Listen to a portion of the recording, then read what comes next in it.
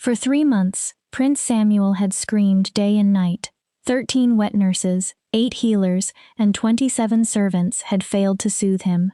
Then the Alpha King fixed his cold eyes on me, the wolfless servant everyone considered expendable. "Make him stop crying," he ordered, "or leave this palace the way the last failure did." At the nursery door, he gave me one final warning. "My son is unusual. Don't be alarmed by what you see." Then he left me alone with the screaming heir. Chapter 1. People say a mother's love is the most natural thing in the world. They say it appears instantly and without condition the moment a woman holds her child. Fairy tales make it sound even simpler. They tell us maternal instinct lives inside a woman's bones, an ancient kind of magic that awakens when her baby needs her, and somehow turns her into exactly the person that child requires. But when you are the woman who cannot give a child what everyone else seems able to provide so easily, you learn something much crueler. Sometimes, you are the broken part inside a perfect machine. Sometimes, you begin to believe you were never meant to be a mother at all. I learned that lesson twice. The first time, I was 19 years old, sitting in a healer's chamber while an elderly woman calmly explained why my body would never give me the future I had imagined. Barren, wolfless, defective. 3 words. 3 simple words that cut away every dream I had ever allowed myself to have. The second time came 4 years later. I was 23, standing in a marble corridor of the royal palace while the heir to the throne screamed himself hoarse somewhere beyond a closed door. Servants surrounded the nursery, women with healthy wolves, women who could bear children, women who possessed every quality our world considered natural and valuable. Yet none of them could do the simplest thing. They could not make a crying child stop. That second lesson was different. It made me wonder whether being broken in every way the world despised might somehow make me exactly right for someone who needed those particular broken pieces. But before I understood any of that, I was simply Rena, the wolfless daughter of a family already drowning in shame and debt. The marketplace smelled of spoiled vegetables, dust, and desperation. I kept my head lowered as I followed 3 steps behind my father and my sister, Lissa, counting the stones beneath my shoes while we walked. Keeping a distance had become habit. If I stayed quiet enough and invisible enough, perhaps people would forget that my family carried a defect. "Rena, straighten your back," my father hissed without looking at me. "You make us look poor." I lifted my shoulders. It changed nothing. Everyone in Crescent Valley Pack already knew our situation. Once, my family had been respectable. Now we survived by clinging to the edge of that old reputation, dragged steadily downward by debt, bad harvests, and the daughter who had never shifted. Lissa walked proudly beside our father. Her honey-colored hair caught the afternoon sun, and even without looking directly at her, I knew people were watching. Lissa had shifted for the first time when she was 13, exactly when a healthy wolf should. Her wolf was silver, with beautiful amber eyes. My mother had cried from relief. I had smiled. I had congratulated my sister. Then I had gone alone to my bedroom, stared at the ceiling until morning, and waited for something inside me to awaken. Nothing ever did. 10 years had passed since then. I was 23 now. Still no wolf, still no shift, and according to everyone who mattered, no future. "There he is," Father muttered. His shoulders stiffened. "Remember, let me speak." Ahead of us, beneath the awning outside the tax collector's office, stood Beta Cornelius. He was broad through the shoulders, with iron-gray hair and a hard face that looked as though it had forgotten how to smile many years ago. Officially, he collected taxes for the royal family. Everyone knew that was only part of his work. Beta Cornelius collected debts, and my family owed the crown more than we had any hope of paying. "Thaddeus," Cornelius said when we approached. No greeting, no pleasantries. His gaze moved from my father to Lissa. Then it reached me. There it stayed, calculating. "You're 3 months behind." "I know," Father answered quickly. The harvest was poor, and with the new tariffs, I don't care about your harvest. Cornelius cut through his explanation without raising his voice. The king does not accept excuses, he accepts payment. My father's jaw tightened. Lissa moved closer to him and slipped her hand into his. Father and his favored daughter, united. I remained 3 steps behind them. Alone. I need more time, father said. Something in his voice cracked. Perhaps pride. Give me another month. I can. You can't. Cornelius's tone ended the argument. Then his eyes returned to me. But perhaps there is another way to clear what you owe. My stomach tightened. The palace has a need, he continued. A very particular one. He kept watching me. For someone expendable. Someone who would not be greatly missed if the arrangement went badly. My father answered far too quickly. What kind of need? Hope and fear fought inside his voice. Cornelius smiled. It was the cruelest expression I had ever seen. The Alpha King's son cries day and night. Endlessly. No one has been able to soothe him. Wet nurses have failed. Healers have failed. He paused. His mother. Cornelius seemed to select his next words carefully. The queen is indisposed. His Majesty has become frustrated. What does that have to do with? Lissa began. Cornelius ignored her. The king has requested women who can serve in the nursery, care for the boy, tend to him. His smile deepened. Calm him. Something in the way he said those words turned my skin cold. Reina can do it, father said immediately. I stared at the back of his head. He had not even looked at me. She's good with children. She's patient.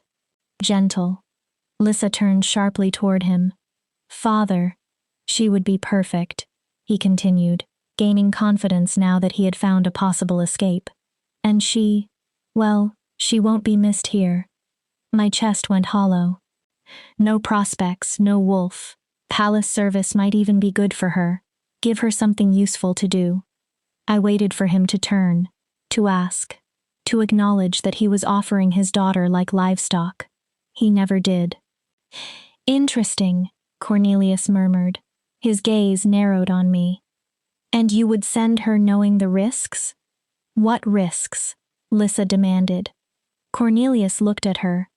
The Alpha King is not celebrated for patience. His son appears to have inherited that difficulty. Servants who fail to meet expectations rarely return to ordinary service. The meaning settled between us like smoke. She'll succeed, father said. His certainty made something inside me break. Reina has always been good at surviving with very little. This is simply another challenge. I'll go. All 3 of them turned. It was the first thing I had said since leaving home. Reina, you don't have to, Lissa began. But beneath the concern in her voice, I heard relief. She did not want to go. Of course she did not.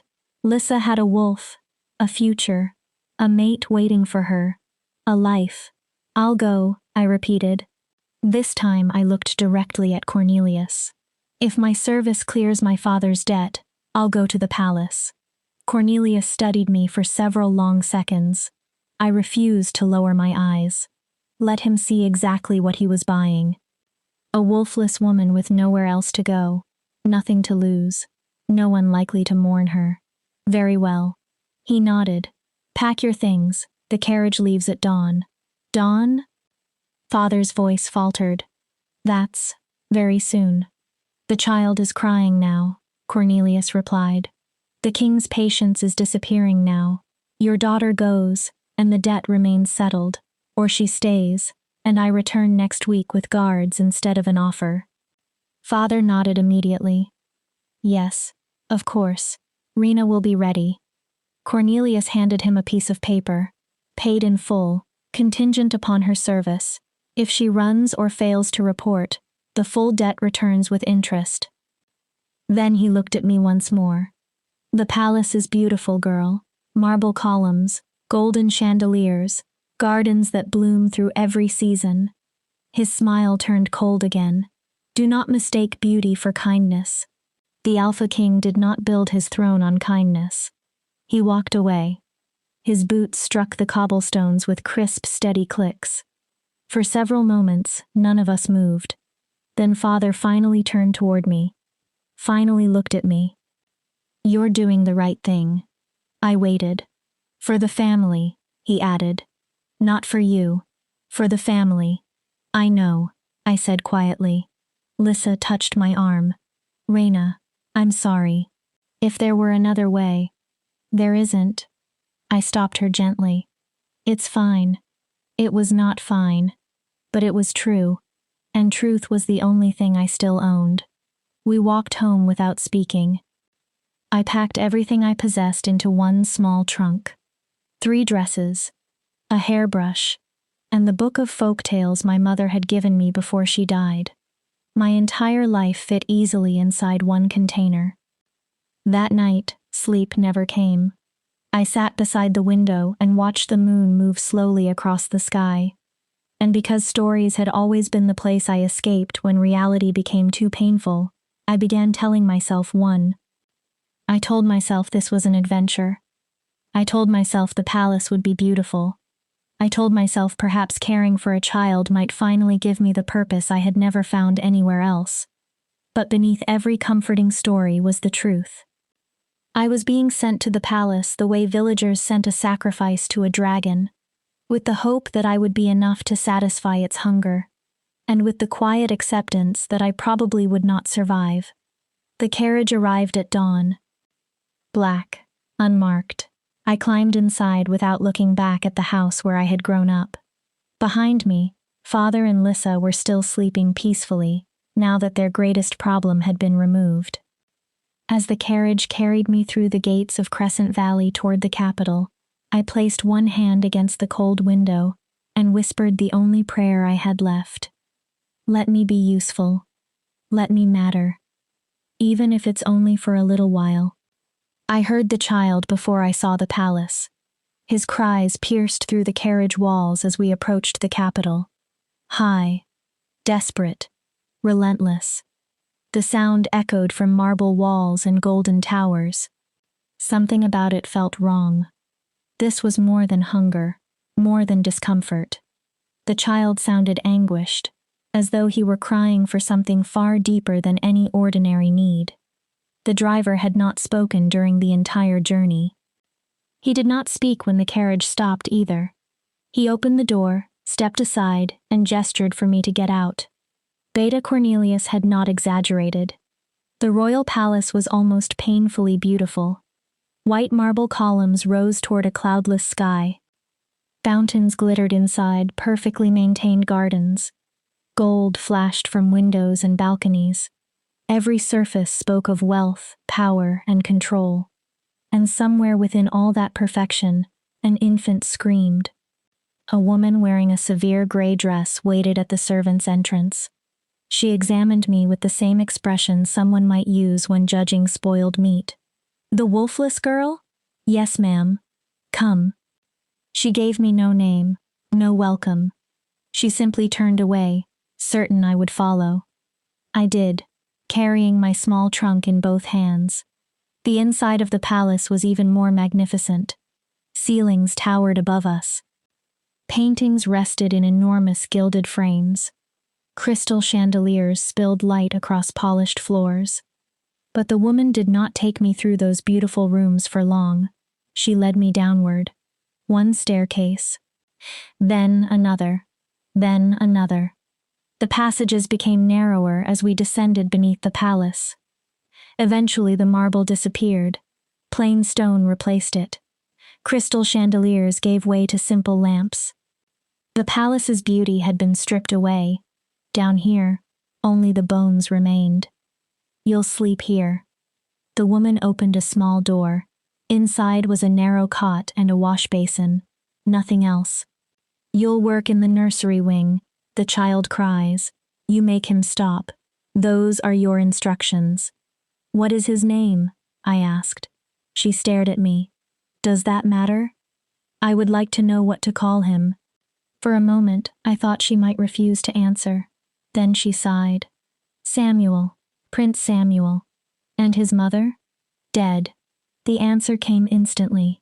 She died giving birth 3 months ago. The king does not discuss it.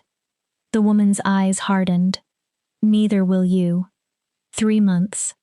Samuel had been crying for 3 months. You begin now. Wash yourself. Put on the uniform. Report to the nursery wing in 15 minutes. She left before I could respond. The door closed behind her.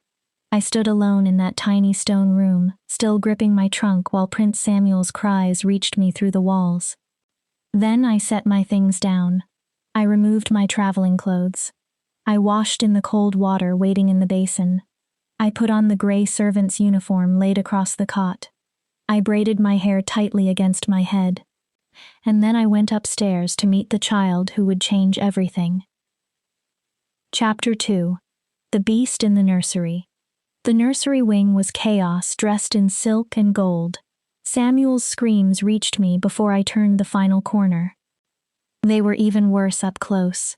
Wave after wave of raw distress. But the crying was not the only sound. Servants whispered sharply at one another. Feet hurried across polished floors.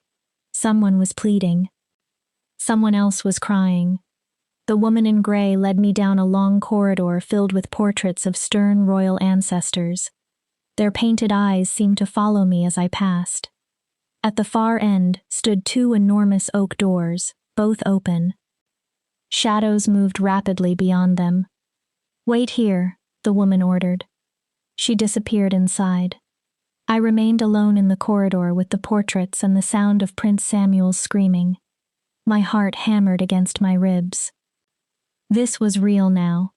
Whatever happened after I crossed those doors would decide whether I survived, whether my family remained free of debt, whether I finally became useful to someone.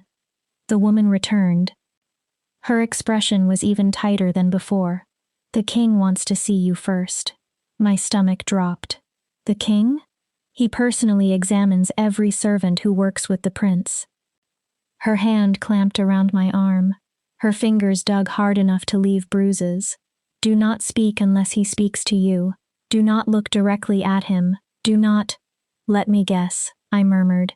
Do not fail. She stared at me. For one heartbeat, something almost like pity entered her eyes. Then it vanished. Come. She dragged me through the doors. The chamber beyond was made of dark wood and deeper shadows. Candles burned along the walls, but somehow they seemed to create more darkness than light. Samuel's crying was deafening here. The actual nursery must have been through another connecting door. A woman wearing a stained servant's uniform stumbled past us. Tears poured down her face. I tried, she sobbed. I tried everything. I swear. Get out. The voice came from the shadows. Deep, cold, absolute. The servant fled. The woman beside me tightened her grip. Then she pulled me into the center of the chamber and stepped backward as quickly as possible, leaving me standing alone beneath the candlelight. Another one, the voice said. And then I saw him. The Alpha King sat near the fireplace in a high-backed chair, one leg crossed over the other, perfectly still. He was younger than I had expected, perhaps 30. Dark hair, dark eyes, a face that might have been handsome if it contained even a trace of warmth. It did not. Power surrounded him the way heat surrounds a forge, except his power felt cold. When his eyes settled on me, they were empty, wolfless. Not a question, a judgment, expendable. I remained silent. Neither statement required an answer. The king rose. In that moment, I understood why an entire kingdom feared him. He was not especially large. He did not need to be. He moved like a predator. Every step controlled, every motion graceful. Violence seemed to live inside him, restrained only because he chose not to release it. He circled me slowly. My son has been crying for 3 months. His voice remained flat. 13 wet nurses, 8 healers, 27 servants, all failed. He stopped before me. Most lasted less than a week before begging to be removed from service. He came closer. I smelled leather, smoke, and something darker that belonged only to him. The last woman lasted 4 hours before she lost control and shook him. His voice dropped. I removed her myself. I understood what he meant. Removed did not mean reassigned. My patience is finished. My son needs someone who can calm him.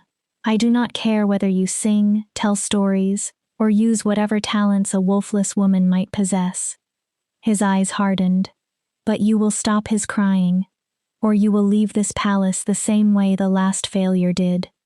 Finally, something I could answer. I understand, Your Majesty. Do you? He tilted his head slightly. You're frightened. I can hear it in your breathing. I can see it in the way you hold your shoulders. His gaze sharpened. But you came anyway. He paused. Why? The question surprised me. I searched for a safe answer. The truth, he ordered. I can smell lies. Of course he could. Alpha wolves were known for it. My family owed the crown money, I answered. My service clears their debt.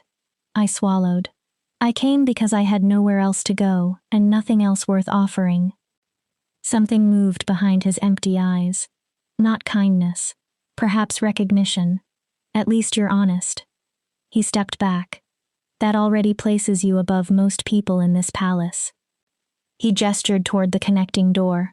The nursery is there. My son is in the cradle near the window. Do whatever you believe is necessary.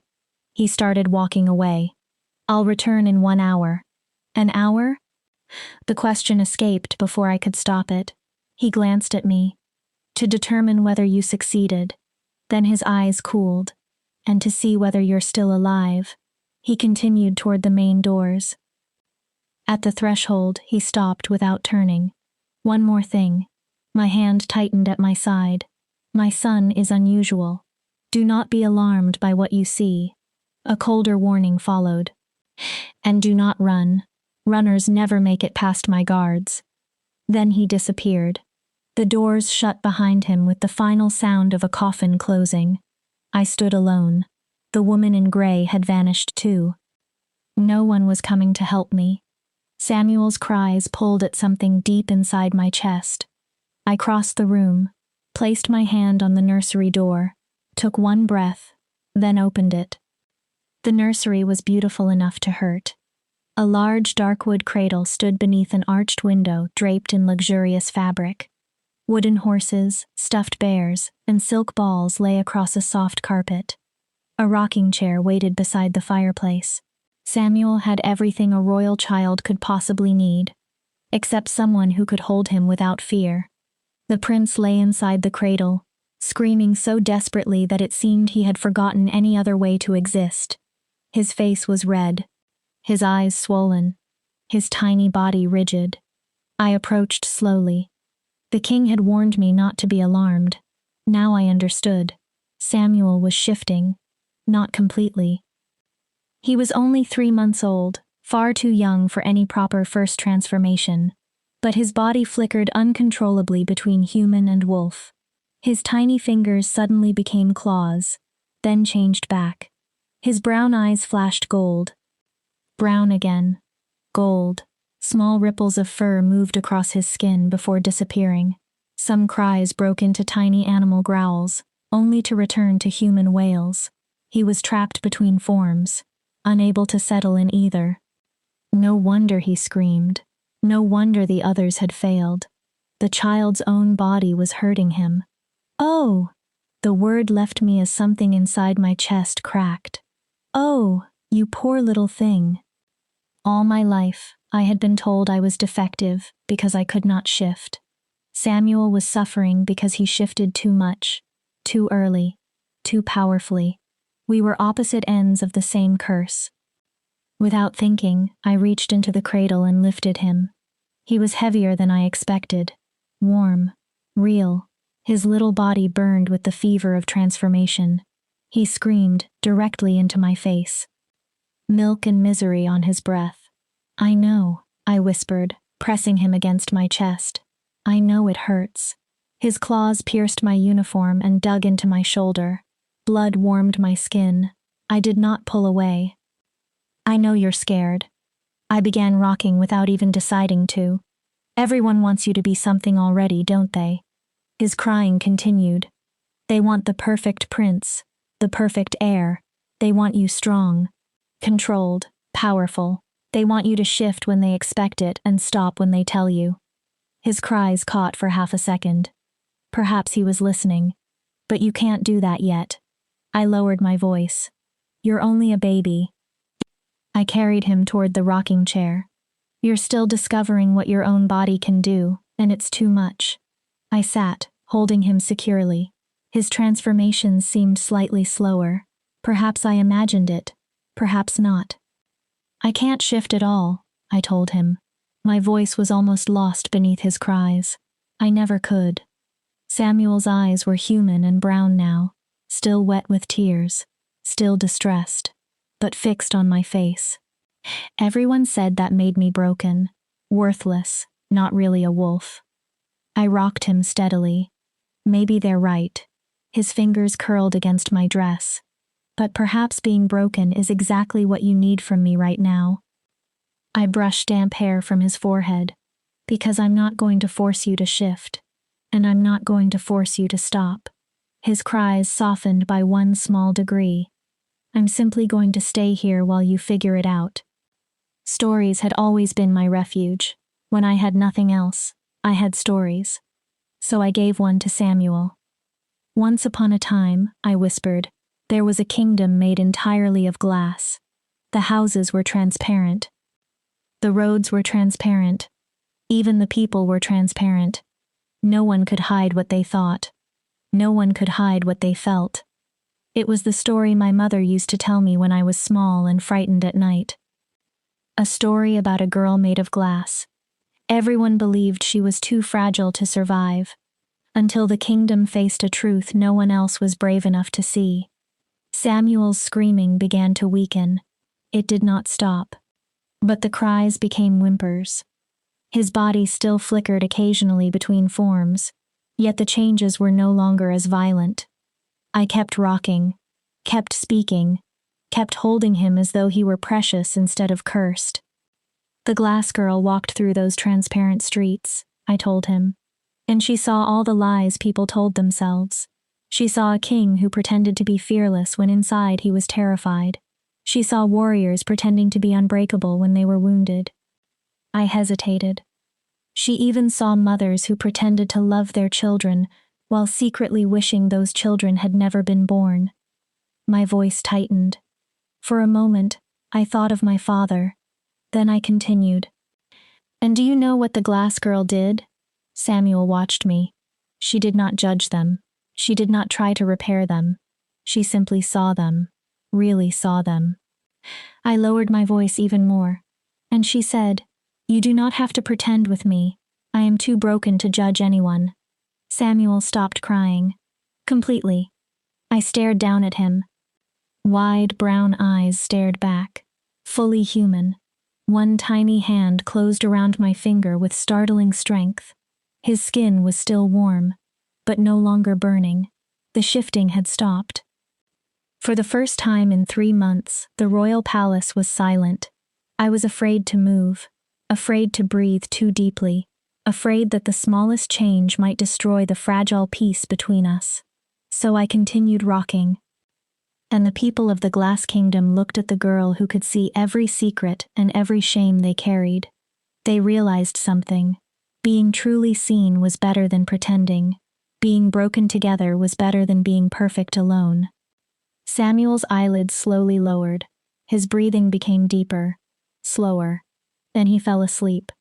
I sat in that rocking chair with the sleeping prince in my arms while tears slipped down my face.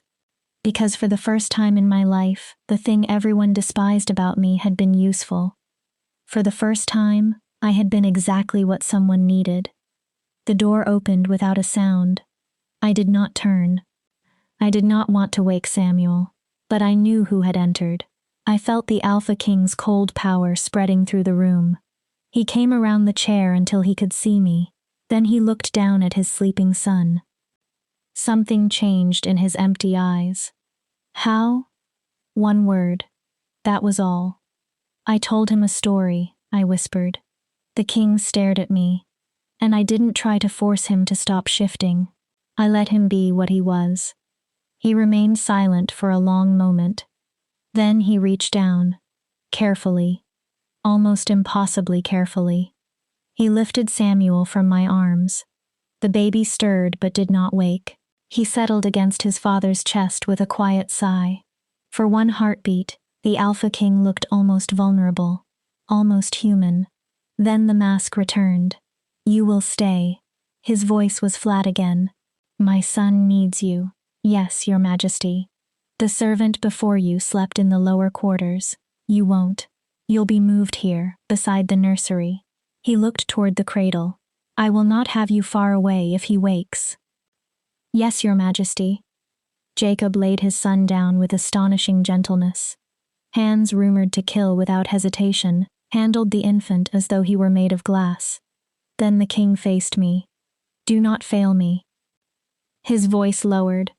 More importantly, do not fail him. I won't. I meant it. Every wounded piece of me meant it. The king nodded and moved toward the door, then stopped. His back remained toward me. What is your name? Reina, Your Majesty. Reina. He repeated it slowly. The glass girl who sees the truth. Then he left.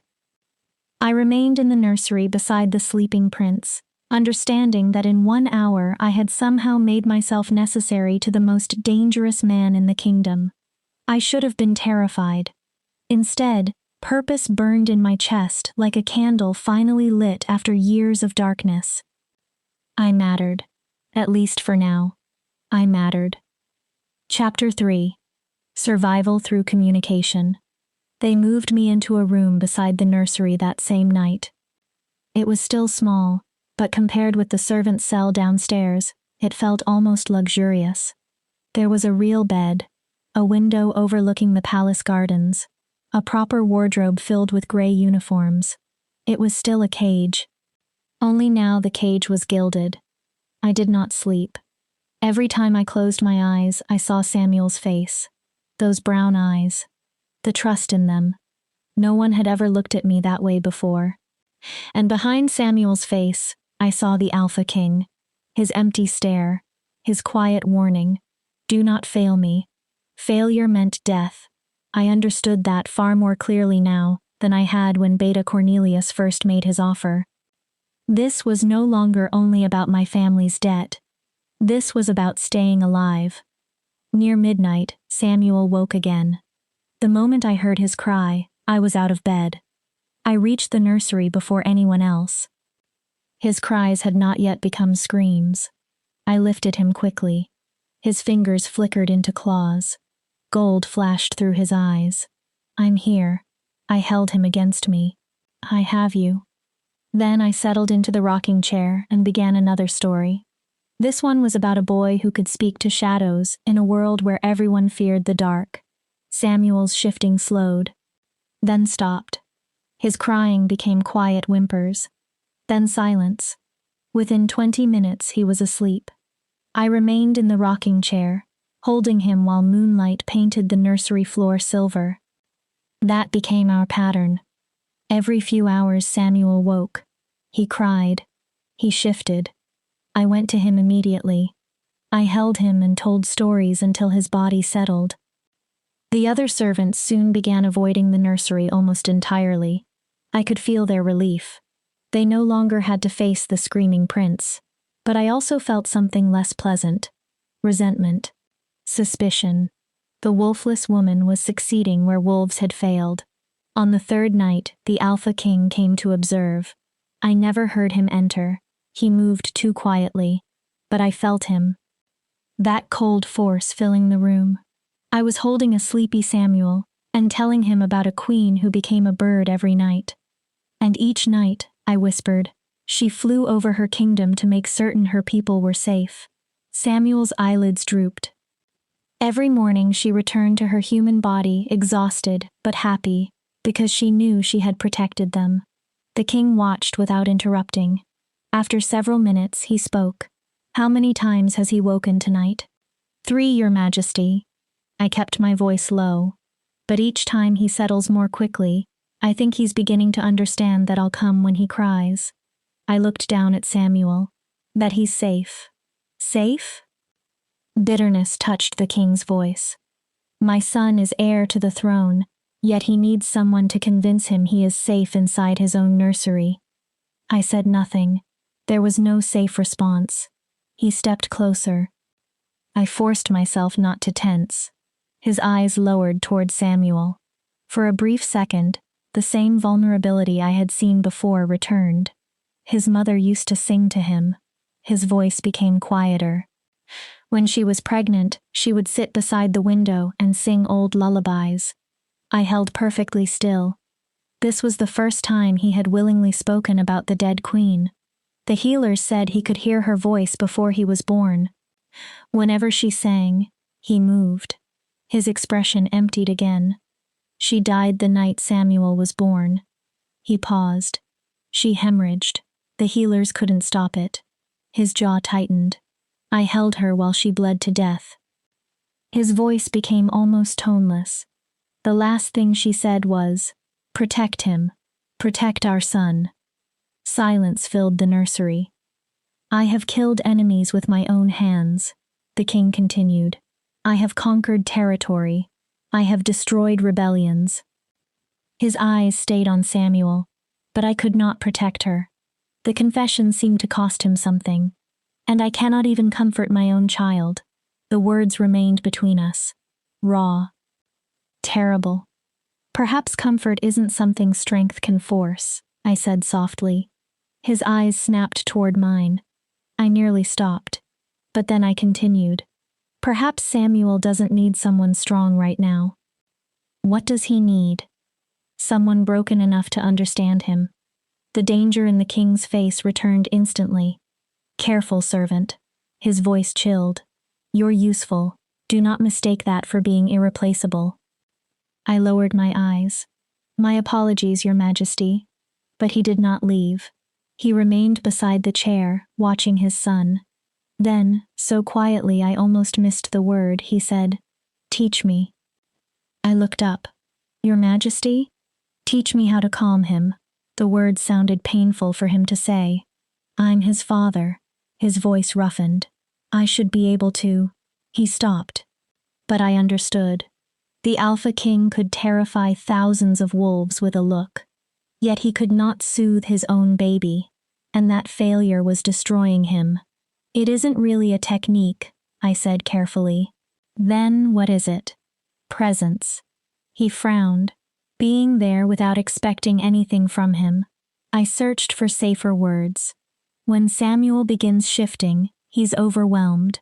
His wolf is too powerful and too close to the surface for someone his age. I glanced at the sleeping baby. Every person who came before me focused on stopping him. Stopping the crying, stopping the shifting, stopping the behavior they considered difficult. But Samuel can't stop. He doesn't know how. The king listened without moving, so I don't ask him to.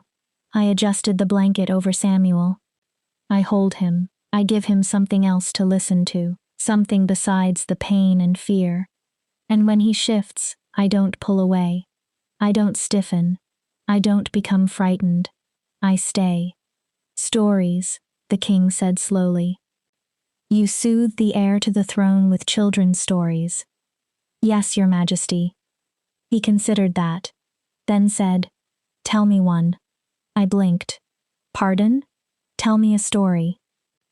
It was a command now. I want to understand what my son hears. Refusing would have been dangerous. So I began. Once upon a time, there was a king made of stone. The Alpha King's expression did not change. He was the strongest king in all the realms. No weapon could hurt him. No enemy could break him. But his strength had a price. The stone spread slowly through his body year after year. I watched Jacob carefully. Until one day, it reached his heart. His jaw tightened. Still, he said nothing. The Stone King ruled with justice, but without mercy. He protected his people, but never allowed himself to love them. And when his wife died giving birth to their son, The stone finally closed completely around his heart.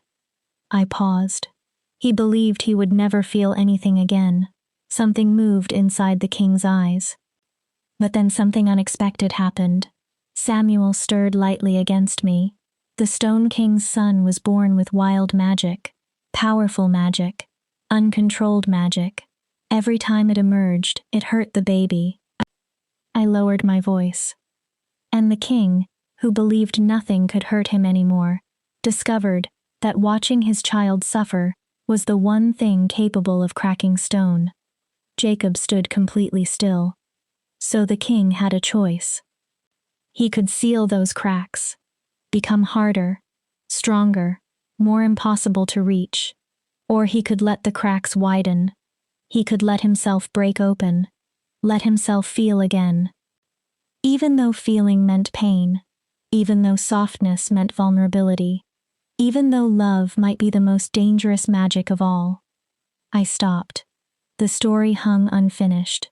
Jacob stared at me, then turned toward the door. Your Majesty?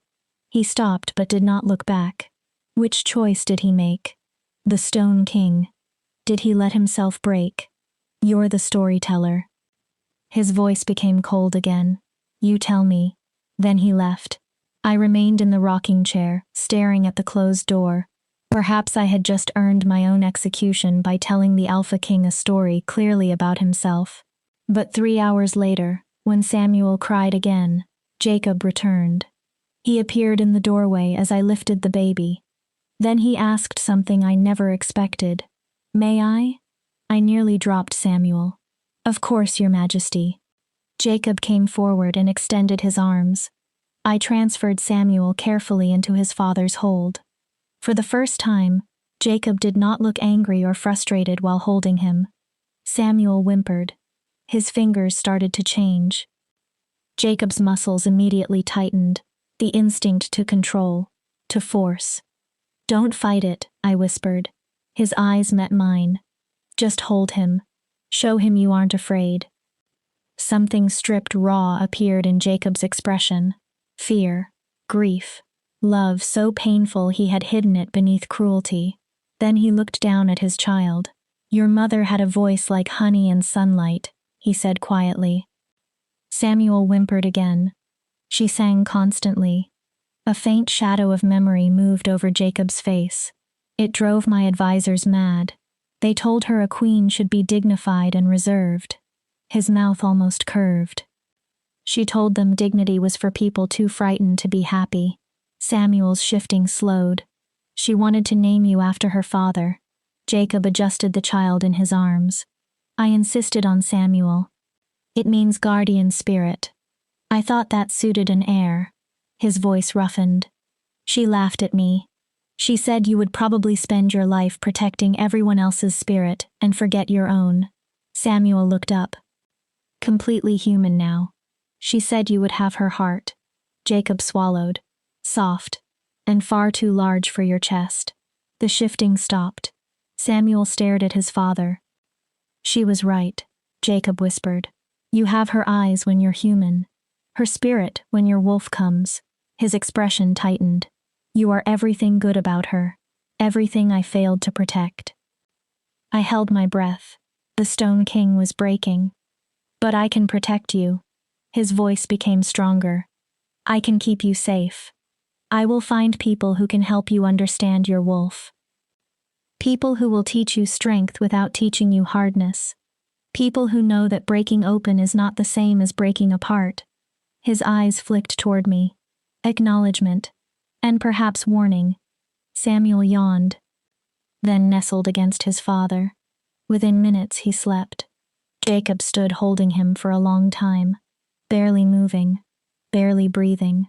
Then he carried Samuel to the cradle and laid him down. When he faced me again, the king's mask had returned, but something beneath it had changed. I want you to continue caring for him. Yes, Your Majesty.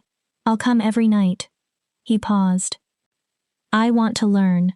Yes, Your Majesty. He reached the door, then stopped. Reina. Your Majesty? The Stone King. His voice was low. I think he chose to break. I said nothing. Jacob continued. Because existing without feeling anything is not really living. He looked toward Samuel, and his son deserved a father who was alive. Then he left. I stood alone beside the sleeping prince, suddenly aware that the most feared man in the kingdom had trusted me with something more dangerous than any military secret.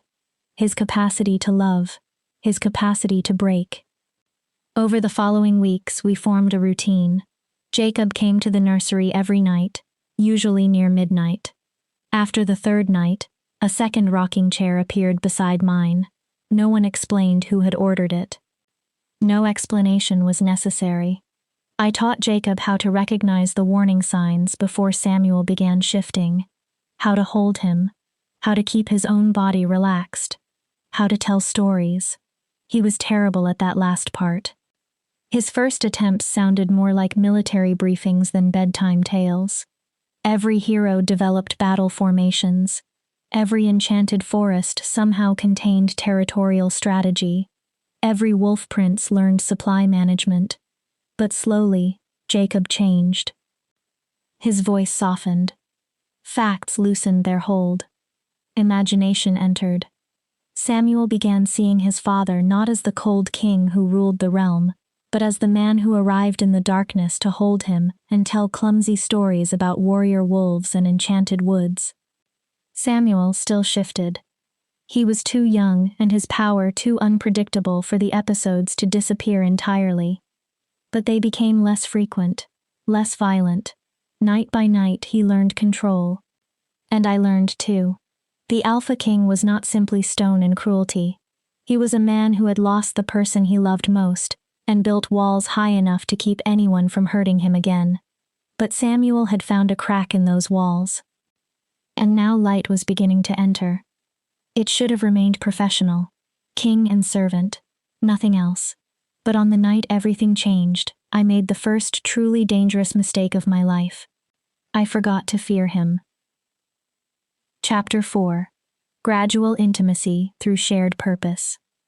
The moon was full that night, and restlessness seemed to move through the entire palace. I had been caring for Samuel for nearly 2 months. The difference in him was astonishing. He still shifted, and likely would until he became old enough to fully command his wolf. But now the episodes were brief, manageable. He smiled more. Sometimes he laughed. The sound was so bright that even stern servants stopped in the corridor when they heard it. Jacob noticed every change. He spent more time in the nursery, not only his midnight visits. He came before court in the early mornings. He stole minutes between diplomatic meetings. Sometimes he appeared in the afternoon simply to watch Samuel sleep. He began bringing books, ancient works about wolf magic, histories of children who shifted too young, medical texts about infant development. We read them together while Samuel napped, leaning over yellowed pages and whispering theories across the table. One afternoon, I found a passage that caught my attention. Look at this. I pointed to a section about inherited magic. It suggests that shifting too early can be a sign of an unusually powerful bloodline. Jacob moved closer. Close enough that I smelled leather, pine, and something distinctly his. My pulse changed. I forced my attention back to the book. So Samuel's condition might not be a curse, I continued. His power may simply be arriving too strongly and too early. Strong lineage. Jacob read the passage again. That would fit. He leaned back. His mother came from pure alpha blood extending 7 generations. Then his expression darkened. And mine. He stopped. I waited. By then, I had learned that Jacob revealed himself only when he chose. My father was a tyrant. His voice became flat, cruel, paranoid, violent. He stared at the book without seeing it. He killed his own brother because he imagined treason. Servants were executed for small mistakes. He ruled through fear. Jacob's jaw hardened. When I inherited the throne, I swore I would become something different. Strong, but fair. Feared, perhaps, but never hated. You succeeded, I said. He laughed once. There was no humor in it. Did I? He looked at me. I'm still feared. Still cold. The only improvement may be that I kill quickly instead of prolonging suffering. His mouth twisted bitterly. That isn't much of a moral achievement. You're here. He frowned. What? You're sitting in a nursery studying books because you want to understand your son. I held his gaze. A tyrant wouldn't do that. He turned fully toward me. Look at me. The intensity in his voice made my breath catch. I did. You're not afraid of me. It was not a question. No, Your Majesty. Why? I considered the safest answer. Then realized he would know if I lied. Because I've watched you with Samuel. His expression changed slightly. I've seen how gentle you are when you believe no one is paying attention. I hesitated. And because what? I should have stopped. Instead, I said the truth. Because I think your cruelty is a costume. Silence. A costume? He repeated. Something you wear. My heart began pounding. Not what you really are underneath. The silence became unbearable. I had gone too far. Forgotten my position. Then Jacob smiled. It was tiny. Almost gone before I could believe I had seen it. But it was real. A costume. He considered the phrase. That is an unusual description. I shouldn't have said it. No. He interrupted. You should. He leaned back in his chair. Everyone else is too frightened to tell me the truth. They either say what they think I want to hear or avoid saying anything. His gaze remained on me. But not you. You tell me stories about stone kings who need to learn how to break. You look directly at me. You treat me like... He stopped. A person, I supplied. Yes. His voice softened. Like a person. He looked away. It has been a long time since anyone did that. Samuel stirred in his cradle. Both of us turned toward him. The tension shifted. He's getting bigger, Jacob said. There was unmistakable pride in his voice. Stronger because of you. Because of us. He looked back. You've come every night. You've learned. You've tried. I smiled faintly. That matters more than you realize. Does it? His expression became serious. Some nights I wonder whether Samuel might be better if I left his care entirely to you. If my presence does more damage than good. That isn't true. How do you know? Because he reaches for you. I answered without hesitation. When you enter the room, his whole face changes. He knows you're his father. He loves you. I paused. Even when you don't know how to love yourself. Jacob stared at me, then stood abruptly. Walk with me. Your Majesty? That was not a request.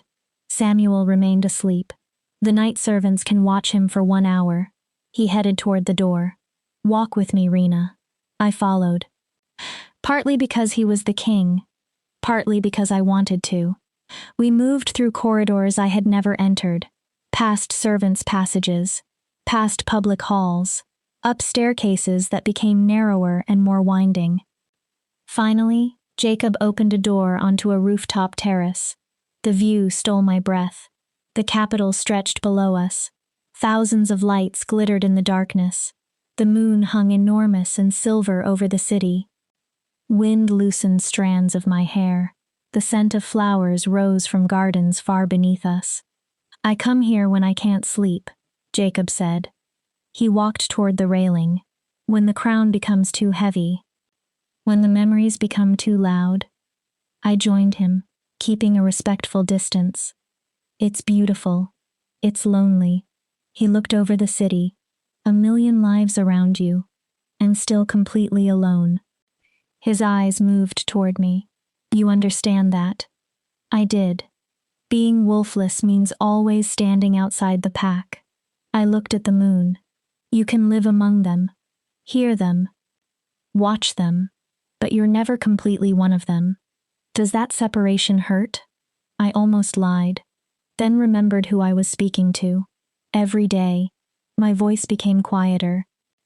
It hurts every single day. Watching Lissa shift for the first time. Seeing the pride in my father's face and knowing he would never look at me that way. Hearing the pack run together at night and knowing I would never join them. I swallowed. Yes. It hurts. But you survived. I survived. I stared down at the city. I'm just not certain surviving and living are the same thing. Jacob turned fully toward me. That again. What? Existing is not living. His eyes held mine. You said the Stone King had to break open, or spend the rest of his life merely going through the motions. Yes. So how does someone choose to live? The question was sincere. How does someone break open when everything inside him is telling him to stay protected? I looked at the man standing before me. Powerful. Dangerous. Wounded. A king who controlled a realm and still did not know how to let himself feel. You find something that matters more than your fear. His eyes sharpened. Something worth breaking for. Something shifted between us. Electric. Dangerous. Completely forbidden. Like what? His voice lowered. Like a child who needs you. I took a careful breath. A son who deserves a father who is whole, not pieces held together by duty. Jacob stepped closer. I should have moved back. I should have remembered who he was. Remembered what happened to servants who crossed lines. But I remained where I was. What if it isn't only the child? His voice became very quiet. What if there is something else worth breaking for? My heart slammed against my ribs. Your Majesty, Jacob. I froze. My name is Jacob. His eyes never left mine. When we are alone, when there is no court and no crown, I want you to use it. That isn't appropriate. I don't care. He raised one hand. For a moment, I thought he would touch my cheek. He stopped just before his fingers reached me. For 2 months, you have treated me as a man instead of a king. You tell stories that see through every defense I have. You showed me how to be gentle when I thought I had forgotten. His voice roughened. And now I go to the nursery for more than Samuel. My breathing stopped. I go there because you are there. You're grieving. I grasped desperately for something solid. You lost your wife. I'm convenient. Someone close. Someone who cannot reject you. Cannot leave. Stop. His voice sharpened, then softened. Just stop, Rena. I know grief. His eyes held mine, and I know this is not grief. Whatever this is, it can't become anything. My voice shook despite my effort to control it. I'm a servant. Wolfless. Nothing. You're the Alpha King. This cannot. Why? He challenged the word immediately. Because people will talk? Because the court will disapprove? I am the king. I create the rules. No. He waited. Because I'm not her. Understanding changed his expression. I'm not the queen you lost. I cannot replace what she gave you. And I will not become someone's shadow because you are trying to fill an empty space with another woman. For a moment he looked surprised. Then something like respect entered his eyes. You're right. He lowered his hand. You are nothing like her. His voice softened with memory. She was sunlight. Laughter. Everything bright. Then he looked directly at me. You are shadows. Stories. And the person who sees truths everyone else avoids. He stepped no farther away. I do not want you to become her. I want you to remain yourself. Why? The question escaped before I could stop it. Because you understand broken things. His answer came without hesitation. You don't try to repair me. You don't ask me to become easier to love. You see me, the actual man beneath the crown and the cruelty. His gaze searched mine, and you aren't afraid of what you find. I should have said something sensible. Something that ended this. Instead, I asked, what do you see when you look at me? Jacob smiled. That rare, genuine expression transformed his entire face. I see a woman who tells stories to screaming babies and cracks stone with honesty. I see someone who believes her brokenness makes her worthless. His voice became softer, when in truth, it has made her one of the strongest people I have ever known. I could not speak. And I see someone who does not realize that every night I have been arriving at the nursery earlier. Why? Because I wanted a few more minutes to speak with you before Samuel woke. My breath caught. Jacob. The terrace door crashed open. We both turned. A guard stood in the doorway, pale and breathing hard. Your Majesty. Jacob became the king again instantly. What happened? The prince. The guard swallowed. He's shifting uncontrollably. Every thought vanished from my mind. The servants can't soothe him. The guard's eyes moved toward me. He keeps asking for what? The glass girl. We ran. Down the twisting staircase. Through the palace corridors. The words Jacob had spoken on the terrace chased me, but none of them mattered when Samuel's screams reached us. We burst into the nursery. Samuel lay in his cradle. His body was changing so rapidly it looked almost like a seizure. Skin, fur, skin, claws, fingers. Claws again. His little body twisted with pain. 3 servants stood helplessly nearby. I pushed past them, lifted Samuel. The instant he touched me, the violence of the shifting lessened. Not stopped, but eased. I have you. His claws pierced my shoulders. I held tighter. I'm here, sweet boy. Jacob came beside us. He laid one hand gently on Samuel's head. We're both here, son. His voice joined mine. You're safe. You're loved. Slowly, Samuel's shifting steadied. His screams weakened, then became whimpers. Then small, broken sobs. He clung to both of us. One fist gripping my uniform, the other hand wrapped around his father's finger. What happened? Jacob demanded. One servant answered nervously. We don't know, Your Majesty. He woke screaming. Then the shifting began. We tried everything. Her face tightened. But he kept saying glass. We didn't understand. The glass girl, I whispered. My story. Samuel had been calling for me. Jacob looked across the baby toward me. Understanding entered his eyes. His son had bonded to me, not simply as a servant, not merely as a caretaker. Somehow, the 3 of us had become a unit. 3 damaged people whose broken pieces fit together more naturally than anything perfect ever had. Everyone out. Jacob's voice became quiet and absolute. The servants fled. Only the 3 of us remained. King, servant, prince. Jacob watched Samuel cling to me. He needs you. I looked at him, not only as the woman who cares for him. He stopped. He did not need to finish. As a mother. I know. Tears slipped down my cheeks. But I can't be. I'm not. You already are. His voice was gentle. Look at him. Samuel was falling asleep against me.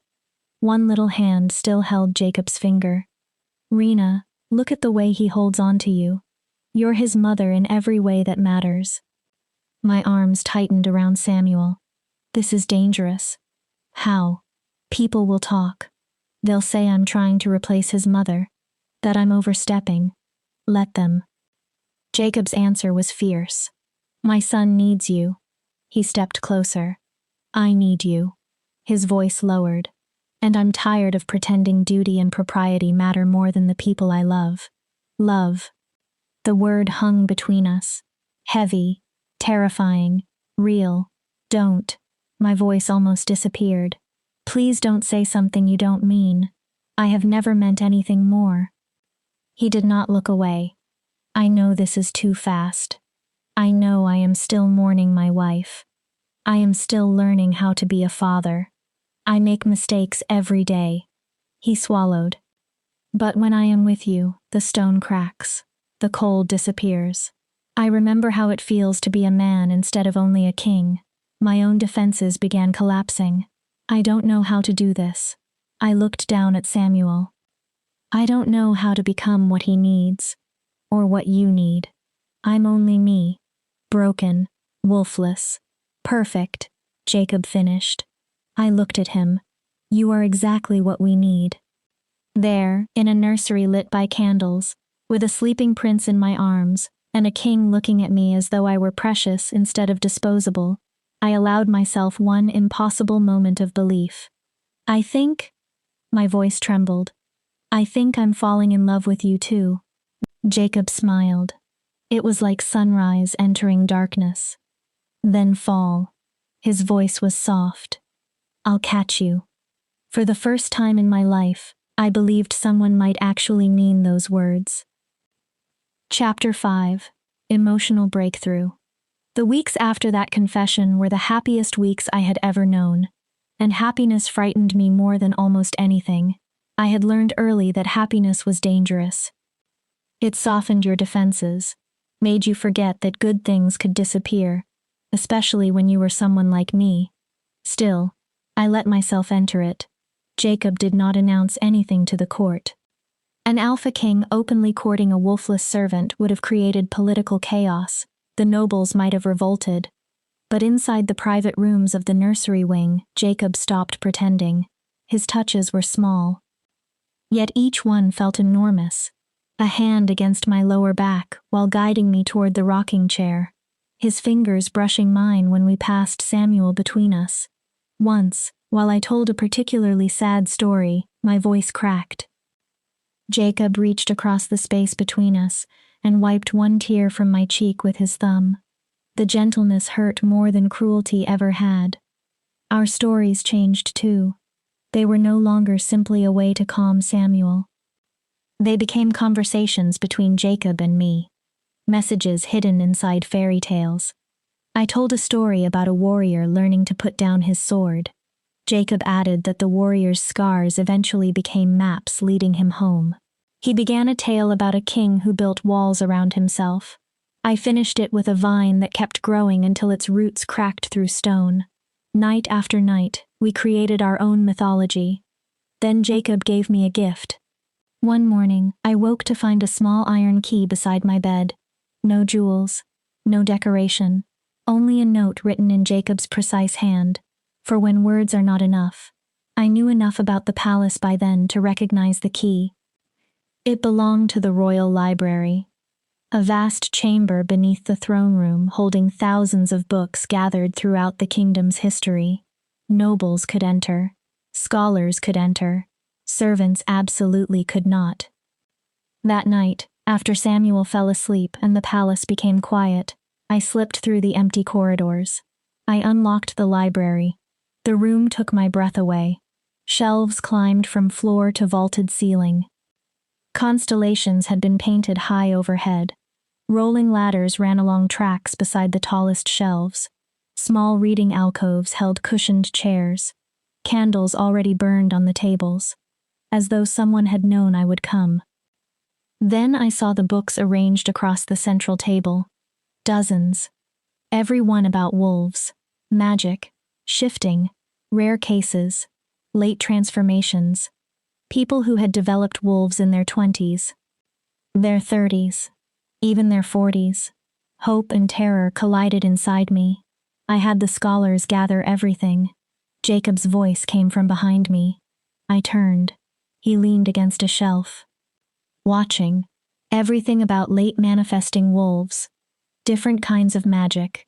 He hesitated. And the possibility that perhaps you are not broken. I stared at him. Only different. I could not find words. I know this may mean nothing. He left the shelf and approached. You've spent your entire life being told you're wolfless. I don't want to give you false hope. He looked toward the books.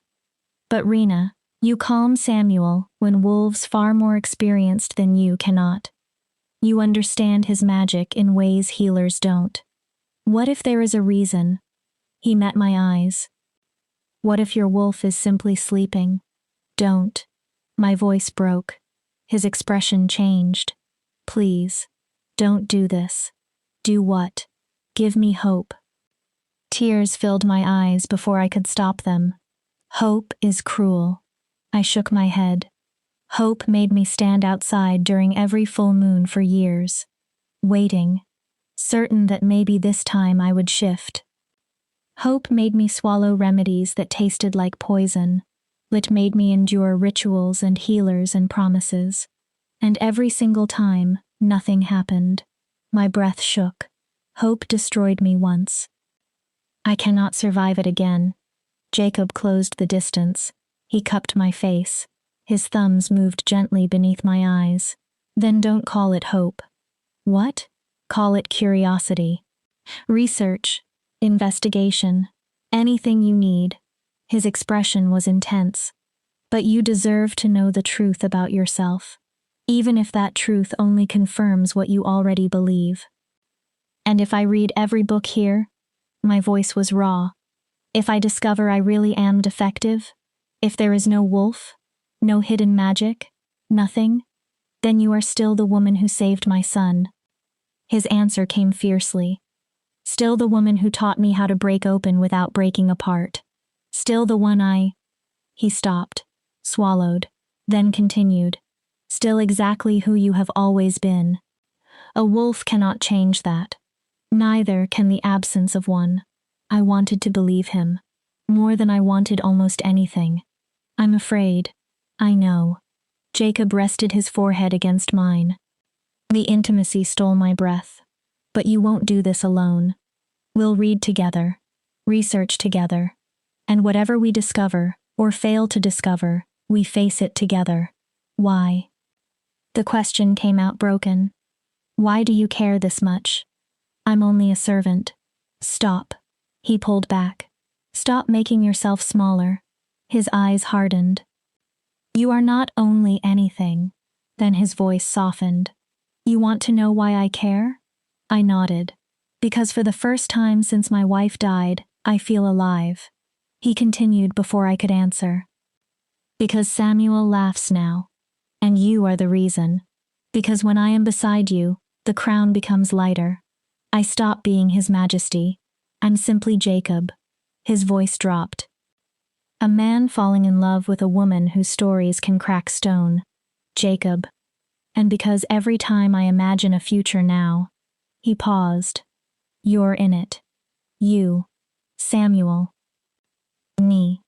He drew one breath. I know it is politically disastrous. Improper. Perhaps impossible. But that does not make it untrue. I kissed him. I did not think. Did not plan. Did not measure the consequences. I rose onto my toes and pressed my mouth to his.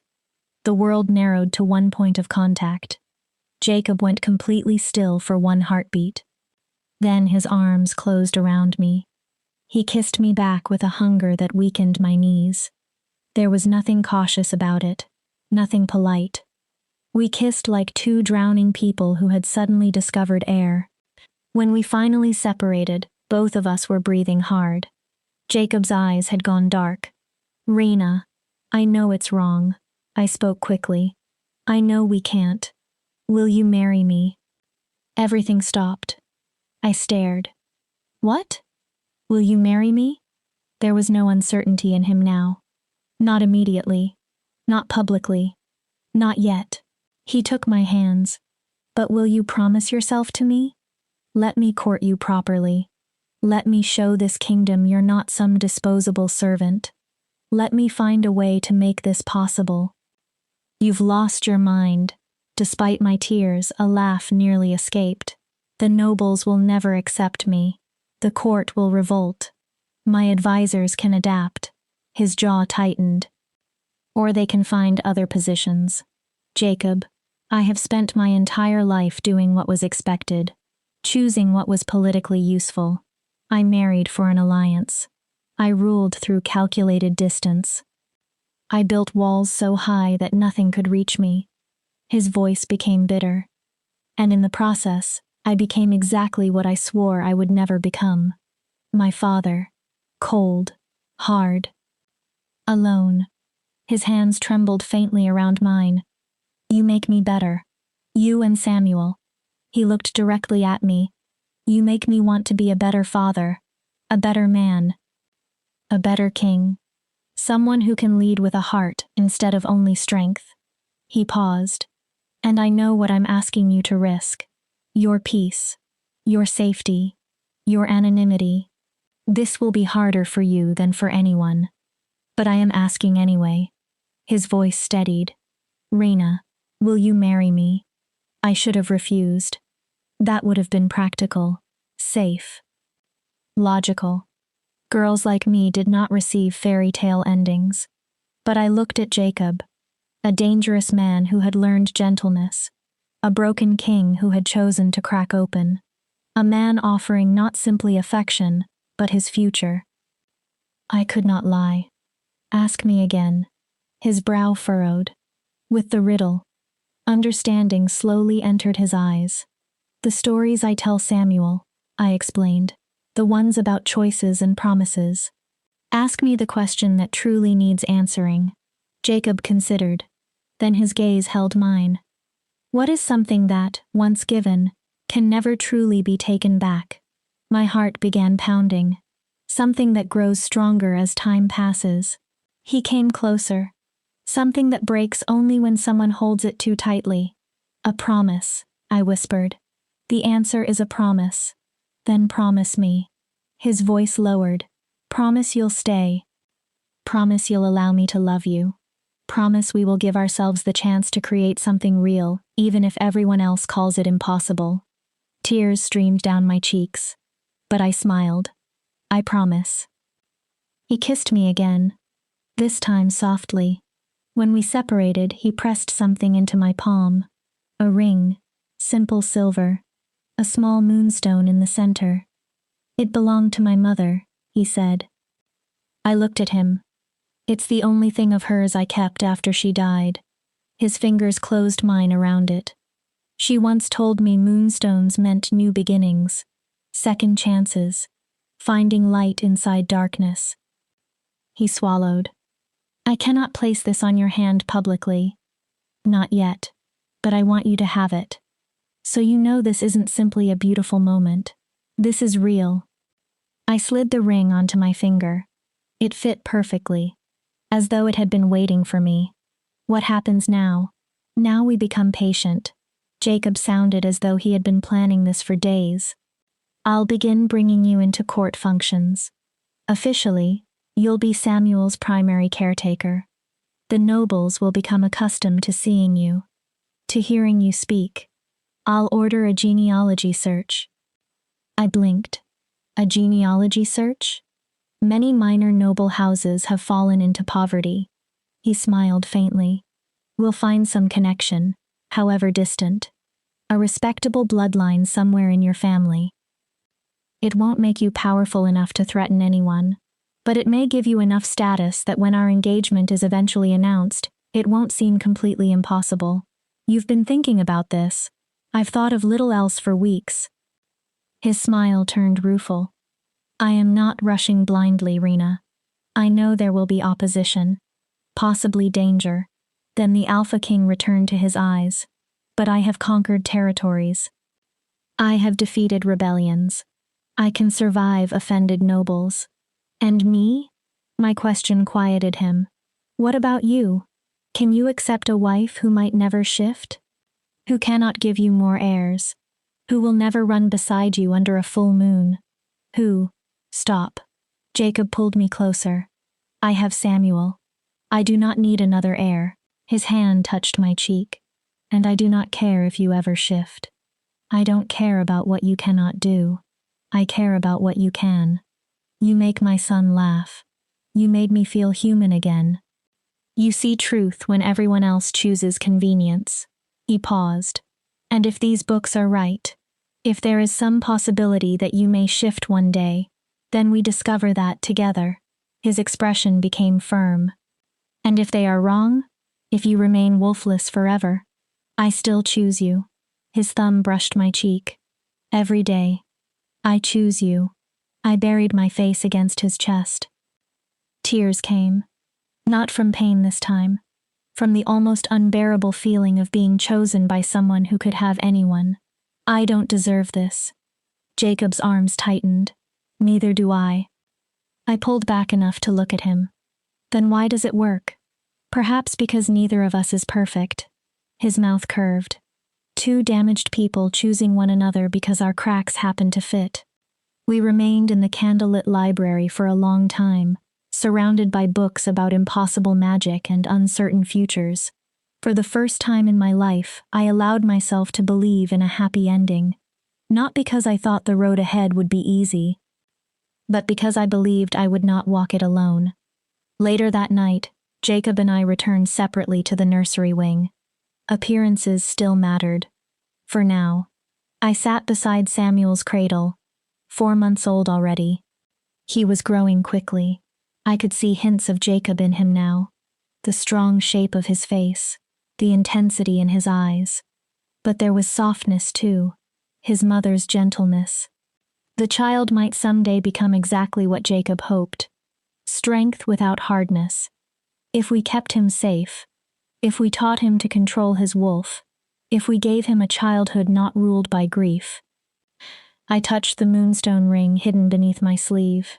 Then I made a silent promise to the sleeping child. I will protect you. I will love you. I will become the mother you lost, not to erase her, to honor her, and I will make certain you never believe brokenness is weakness. The nursery door opened. Jacob entered, still dressed in formal court clothes. "Can't sleep?" I whispered. "Didn't want to." He sat in the second rocking chair. "I wanted to be here." He looked from me to Samuel. "With my family." My family. The words settled around me. Warm, terrifying. "Perfect. Tell me a story," Jacob said. I smiled toward Samuel. "He's already asleep." "Not for him." Jacob looked at me. "For me." I thought for a moment.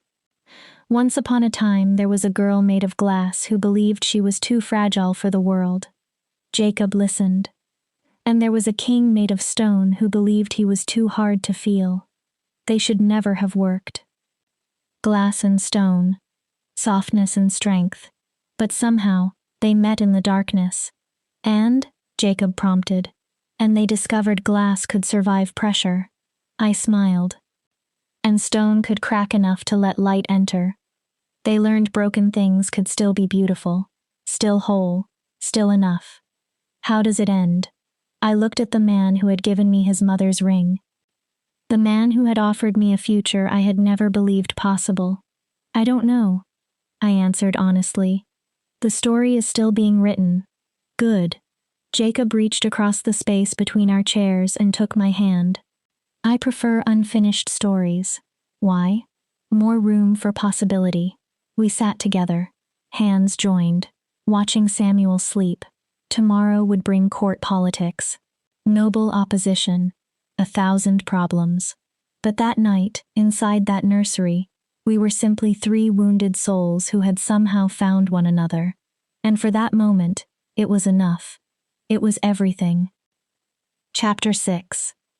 3 months passed like a dream I was frightened to wake from. Jacob kept every promise he had made. Slowly, carefully, he began placing me in court life. At first, only informal gatherings. I walked with Samuel through the gardens while nobles approached to make polite conversation that was really an examination. They studied my speech, my posture, my clothing, my relationship with the prince. Then Jacob began inviting me to smaller dinners. I sat far from him, but I was visible. Familiarity, he explained, could turn scandal into routine. The genealogy search produced exactly what he had hoped for. Several generations back, my family had a distant connection to House Ashfeld, a minor noble line that had long ago lost nearly everything. It was not impressive, but it existed in the official records. Soon the court began calling me Lady Rena of House Ashfeld.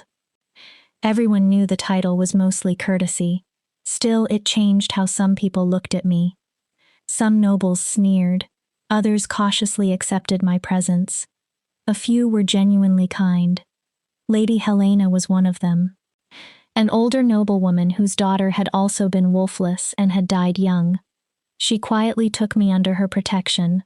She taught me etiquette, explained which families could be trusted, warned me about those who smiled while sharpening knives. But the greatest changes were still happening in the nursery. Samuel was 7 months old, and the child who had once screamed day and night was almost unrecognizable. His shifting had become controlled. He could remain human for days. When he chose his wolf form, it was playful, deliberate. He would become a small pup, race around the nursery on 4 legs, then shift back and demand to be held. Then one day, he called me Mama. Jacob was in the room. He sat nearby reading reports while Samuel and I played with blocks on the carpet. Samuel looked up, held both arms toward me, and said clearly, "Mama, up." I froze. The word seemed to stop my heart. I turned toward Jacob, waiting for him to correct the child, to remind him that I was not truly his mother. Jacob only smiled. "You heard him." His voice was gentle. "Mama, pick him up." So I did. I lifted Samuel. He wrapped his little arms around my neck. From that moment forward, I was Mama. Not Rena, not caretaker, not glass girl, Mama. I expected guilt. I expected to feel as though I had stolen something from the queen who died giving him life. Instead, the word felt like coming home. Jacob and I still kept our relationship from public declaration. But inside the palace, we no longer pretended. He kissed me goodnight after Samuel slept. Sometimes I fell asleep in his study while he worked. I would wake in my own bed beneath a blanket and find a note explaining that Jacob had carried me there. We spent evenings in the library studying the books about late-shifting wolves. I still showed no sign of transformation, no hidden wolf, no magical awakening. But for the first time, it mattered less. Jacob and Samuel were helping me build a life that had nothing to do with whether I could shift, a life where I was loved as I was. Then, on a clear autumn morning exactly 7 months after I arrived at the palace, that life shattered. Samuel was already awake when I entered the nursery. He lay in his cradle babbling cheerfully. I lifted him, changed him, and dressed him in a little blue outfit Jacob had commissioned. Silver wolves had been embroidered into the fabric. "Let's find Papa." I kissed Samuel's forehead. He promised breakfast with us. Samuel clapped. "Papa." I carried him through familiar corridors toward Jacob's private rooms. We had made that journey many times. The guards knew me. The servants no longer stared. Everything felt ordinary, until I knocked. Jacob opened the door himself. One look at his face stopped me. The warmth was gone. The familiar expression I had learned to love had disappeared. He wore the cold, empty mask from the day we first met. "Your Majesty?" The title came instinctively. "Come inside." His voice was flat. Quickly, I entered. Jacob shut the door. The room felt suddenly formal, distant, as though months of intimacy had never happened. "What is wrong?" I shifted Samuel higher against my hip. "Did something happen? There is something I need to tell you." He interrupted. "Something I should have told you months ago." Fear moved through me. "Jacob, don't." The command struck hard. "Do not use my name." He closed his eyes. "Not now." When he opened them again, pain flickered beneath the cold. "I need you to hear this as my subject, not as..." He stopped. "Not as anything else." My stomach tightened. "What is happening?" Jacob crossed to his desk. He lifted an old yellowed document. The writing looked ancient. Official. He held it as though it weighed far more than paper. "When my wife died, Samuel's shifting began immediately." I listened. The healers believed it was grief magic, that his wolf sensed the loss of his mother and tried to emerge as protection. I knew this. Jacob had told me before. They also said that if the shifting continued uncontrolled, Samuel would die. He looked at our son. His body was too young. Eventually the transformations would tear him apart. I waited. What I never told you. His voice became mechanical. Was that the healers went to the practitioners of the old magic, the witches who still preserve ancient spells. He extended the document. They told me there was one possible way to save him. I shifted Samuel to one hip, then read. The words were archaic, difficult, but slowly, meaning emerged. A binding, a spell, or perhaps a curse. I don't understand. But I did. Some terrible part of me already understood. The spell required a sacrifice, Jacob said. Someone able to absorb Samuel's excess magic. To ground it. To regulate it. His expression remained still through force. Someone whose own magic was dormant or absent. A vessel. The words on the document blurred. A wolfless soul bound by service and proximity shall calm the shifting child through natural magical exchange. My breath stopped. You knew. Jacob said nothing. When you sent people to search for servants. My hands began trembling. When Beta Cornelius came to my village looking for someone expendable. You knew you required someone wolfless. Yes. One word. A knife. The binding activates through emotional attachment, Jacob continued. His voice sounded rehearsed. The child bonds with the vessel. The vessel bonds with the child. Then magic begins moving between them naturally. I barely heard him. The child releases excess power. The vessel receives it, grounds it. Samuel becomes stable. I look down at the boy in my arms, then back at Jacob. What happens to the vessel? Silence. My heartbeat thundered. Jacob. His mask finally cracked. What happens to the vessel? We don't know. Pain flooded his face. The records are incomplete. Some claim the vessel becomes more magically sensitive, more connected. Others. He stopped. Others say the vessel dies. I finished for him. The excess magic destroys them. We do not know that will happen to you. Stop lying. My voice rose sharply. Samuel startled. I immediately lowered it. No more lies. I held Samuel closer. Please. Tell me the truth. Jacob's shoulders lowered. There are 3 recorded cases. His voice went hoarse. All 3 vessels died within 2 years. The room tilted. 2 years. I could barely form the words. But they were different cases. Jacob stepped closer. Different forms of magic. Different conditions. How long have I been bound to Samuel? He stopped. 7 months. 17 months. Perhaps less. We do not know your situation is the same. Jacob spoke quickly now. The magic practitioners believe there could be exceptions. If you have any dormant power at all. If you could learn to channel Samuel's magic instead of absorbing it. I stared at him. The books. Understanding locked into place. That is why you gave me those books. His face tightened. The research on late wolves. You weren't only hoping I might shift. I could barely breathe. You were hoping I might have enough hidden power to survive what you had already done to me. Seeing me pardon. Jacob did not deny it. I looked at Samuel.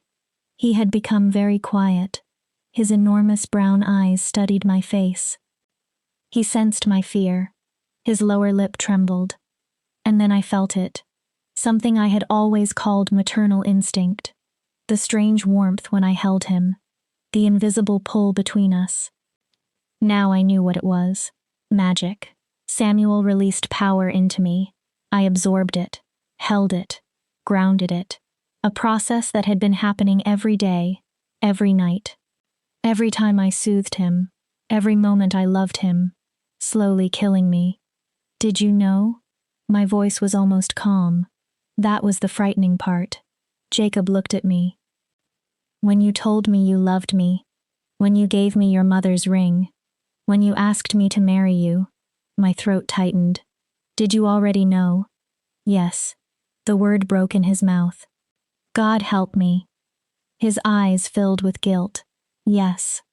I walked toward the cradle in Jacob's room and carefully placed Samuel inside. The baby reached after me. Mama? Only a moment, sweet boy. My voice cracked. Then I faced his father. Why? Why didn't you tell me? Because you would not have stayed. Jacob answered with brutal simplicity. If you had known that bonding with Samuel might kill you, you would have refused. Or you would have remained because of your family's debt. Out of obligation. He looked toward Samuel, but you would not have loved him freely. And the spell only works if the bond is genuine. If the love is real. I stared. So you manipulated me. Rena, you let me fall in love with your child. My voice remained frighteningly steady. You let me believe I had chosen to help him. You let me become his mother. All while knowing I was dying because of it. I am trying to save you. Jacob shouted. It was the first time I had ever heard him raise his voice at me. Every day I have searched for another solution. A way to break the binding. To transfer it. To find another vessel. I have consulted every magic practitioner I could find. I offered fortunes. I have been trying. While lying to me. He stopped. While pretending you loved me. No. Jacob moved closer. I held up one hand. Was that part of the spell too? What? Did I need to love you? Did you need me attached to you? Is that why you courted me? Gave me that ring? Asked for promises? No. His answer was immediate. Fierce. That was real. All of it. Rena, I swear. He reached for me. Don't touch me. Jacob froze. Do not touch me. My control began to crack. Do not speak to me like I am precious when I am only... I laughed once, bitterly. What was your word? A vessel. Something expendable. You are not expendable to me. Then why am I dying? Tears finally came. Why is magic burning through my body while you knew and said nothing? Jacob's face twisted. Because I was a coward. His voice broke. Because I couldn't bear to lose you. Even while keeping you was killing you. Because I told myself I would solve it before time ran out. That I could save both of you.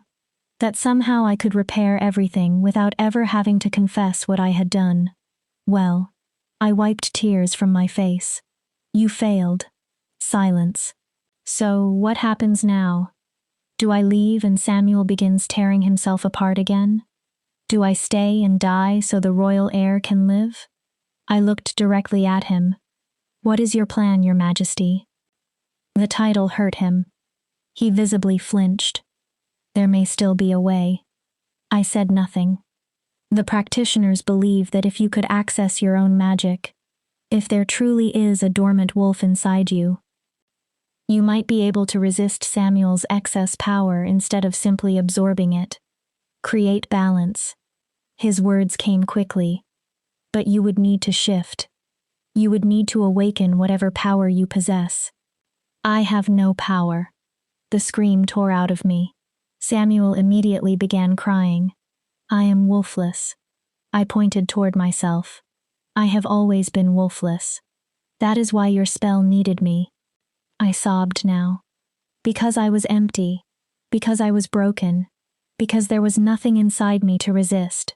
Every beautiful month shattered at once. Hope. Love. The future we had built. All of it collapsed. Jacob reached for me again. This time, I let him. He pulled me against his chest. I cried into his clothes while Samuel cried behind us. I'm sorry. Jacob repeated it into my hair. Again. Again. I thought I could save you both. I'm sorry. But sorry could not return the months he had stolen. Sorry could not save my life. Sorry was only another word for guilt. I pushed away. I need time. Rena, I need to think. He started toward me. Please. The word stopped him. I was exhausted. Tired of being strong. Tired of being useful. Tired of becoming whatever everyone else needed. Give me time. Jacob nodded. Anything you need. He swallowed. But please do not leave Samuel. He needs you. To survive. I laughed bitterly. That's the part that matters, isn't it? Rena. He needs me to survive. I looked at the crying baby. What I need has never mattered. That isn't true. Isn't it? I crossed toward Samuel. My heart broke when I saw him reaching for me. I love him. My voice softened. I love him so much it hurts. I picked him up. But I am dying for him. I turned back to Jacob. And you never gave me the chance to choose whether I was willing to pay that price. I know. Jacob's voice was quiet. I will regret taking that choice from you for the rest of my life. If there is even one chance that you could shift. There isn't. I cut him off. I spent 23 years waiting for that miracle. It is not coming. Samuel calmed immediately in my arms. Now that I understood the binding, I felt his magic clearly. Warmth moving into my chest. A faint burn spreading through my veins. The cost of loving him. I'll stay. Jacob looked at me. I will stay because Samuel needs me. I held the boy close. And because I am not cruel enough to let an infant die simply because his father is a manipulative bastard. Pain crossed Jacob's face. But you and I are finished. Rena, whatever we were building. Whatever future you promised. It's over. My voice shook. I am Samuel's caretaker. Nothing more. Please. I'll remain in the nursery wing. I'll care for him. I'll research the binding. If there is any way to break it, I will find it. I stepped backward. But I do not want to see you unless Samuel requires it. No apologies. No explanations. And I certainly do not want your love. Jacob's face went still. Because your love is the thing killing me. I walked toward the door with Samuel in my arms. Jacob did not stop me. At the threshold, I turned. You told me about your father. His expression changed. How he was a tyrant. How you swore you would become different. I am different. His voice was hoarse. No. I looked at him. You are simply better at pretending to care while you sacrifice the people you claim to love. His face went white. At least your father was honest about being a monster. Then I left. I did not look back. Chapter 7. The Exile. The next 6 months were a particular kind of hell. I kept my promise. I remained in the nursery and cared for Samuel with the same devotion as before. But nothing felt the same. Every time I lifted him, I knew his magic was entering me. Every time I felt that warmth, I knew part of my remaining life was being consumed. Each day brought me closer to the fate of the vessels who had come before. I could feel the magic gathering inside my body, like water rising behind a dam. Usually it did not hurt. It was simply there, pressure behind my ribs, warmth in my blood that never fully disappeared. Some days were worse. My fingers trembled. My vision blurred. On the worst days, the room suddenly spun, and I had to sit before my knees failed. Sometimes I felt power crackling beneath my skin with nowhere to go. I told no one, especially Jacob. At first, he kept trying. He apologized, explained, begged for the chance to speak. I answered with perfect, cold politeness. That eventually hurt him more than anger would have. Finally, he stopped. He still came to see Samuel every day. Whatever else Jacob had done, he had become a good father. I could not deny that. But we spoke only when necessary. The warmth between us froze into something brittle. Samuel sensed it. At 13 months he could walk. He could speak in simple sentences. His shifting was now completely controlled.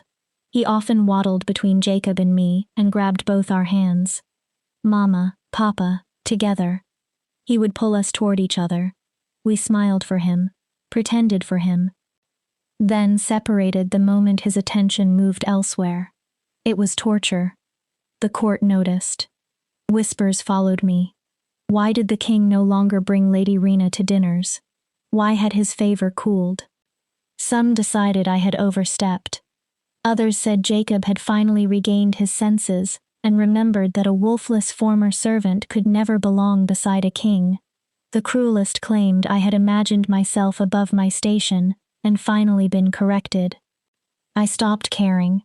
The research mattered more. Every night after Samuel slept, I went to the royal library. I read everything I could find about magical binding, vessels, absorption, transference. What I discovered was worse than Jacob had told me. The 3 historical vessels had not simply died, their bodies had burned out.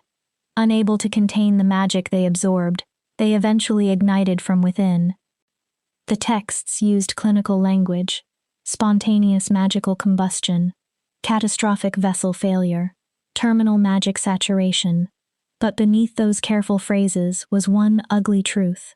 They died screaming. Judging by their timelines and the symptoms already appearing in me, I estimated I had perhaps 1 year. Probably less. My body went still. A possible solution. Hope moved before I could kill it. What? There is a healer in the northern mountains. Jacob took out a folded letter. She lives alone and specializes in magical disorders. She has studied the binding. His eyes searched mine.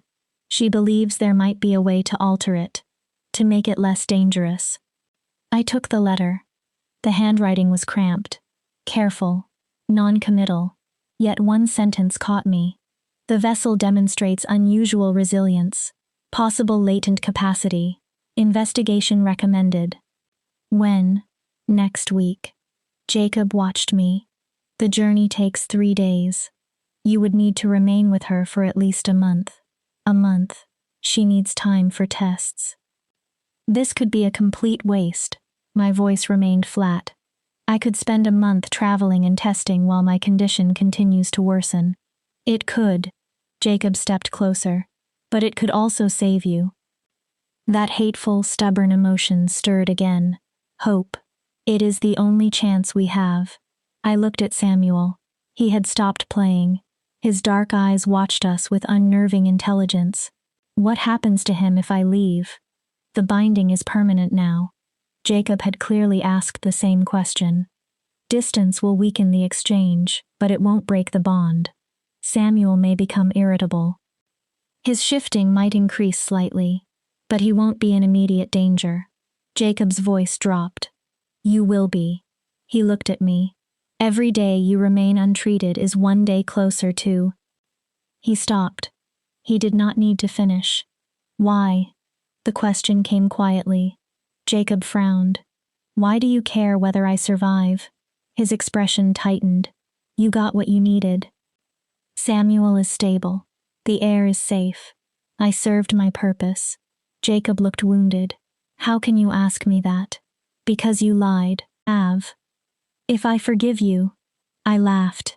You're asking me to forgive the man responsible for killing me. That is not an argument you apologize your way past. Then let me save you. His control finally broke. Go to the healer. Let her try. If you survive, then perhaps we can. There is no we. Jacob went still. There is a king who required a vessel for his son, and a servant foolish enough to fall in love with the man who signed her death sentence. That is all. That's not true, isn't it? I held his eyes. If you had told me everything before the binding began, if I knew exactly what loving Samuel would cost, would you still have asked me to stay? Jacob opened his mouth. No answer came. He did not need one. Samuel's life would always have mattered more than mine. That's what I thought. I looked away. Rena, go to the healer. His voice softened. If you refuse for me, then do it for Samuel. He needs you. Samuel needs a living mother. I corrected him. If I am going to die anyway, I would rather attempt something desperate than sit here waiting to combust. Jacob flinched at the word. So you'll go? I looked at Samuel. My beautiful boy. The child I loved more than my own life. The child consuming that life simply by needing me. Yes. Relief flooded Jacob's face. I'll make every arrangement. On one condition. Anything. You do not come with me. His relief disappeared. You do not send letters. You do not ask for reports about my progress. I forced the words through the pain in my throat. I need distance from you. Real distance. I need to discover who I am without you. Without the spell. Without this palace. And I cannot do that while you're watching. Pain crossed his face. Still, he nodded. If that is what you need, taught him it was the most sacred kind. I hooked my finger around his. Promise. Jacob stood in the nursery doorway. We had barely spoken since our last conversation. We did not speak now, but our eyes met. In his, I saw everything at once. Love, guilt, hope, despair. Then I climbed into the carriage. The palace disappeared behind me. The journey north lasted 3 days. Forests grew wilder. Villages became smaller. Eventually, the road climbed toward mountains, where winter never completely released its grip. The healer's cottage stood at the base of a cliff. Smoke curled from its chimney. She waited outside. Silver hair. Age impossible to guess. Eyes that seemed capable of looking through flesh and directly into a soul. You're the vessel. Not a question. Yes. You're dying. Yes. She nodded as though confirming a diagnosis. Come inside. We have work. Her name was Mara. The month that followed was the strangest of my life. She tested everything.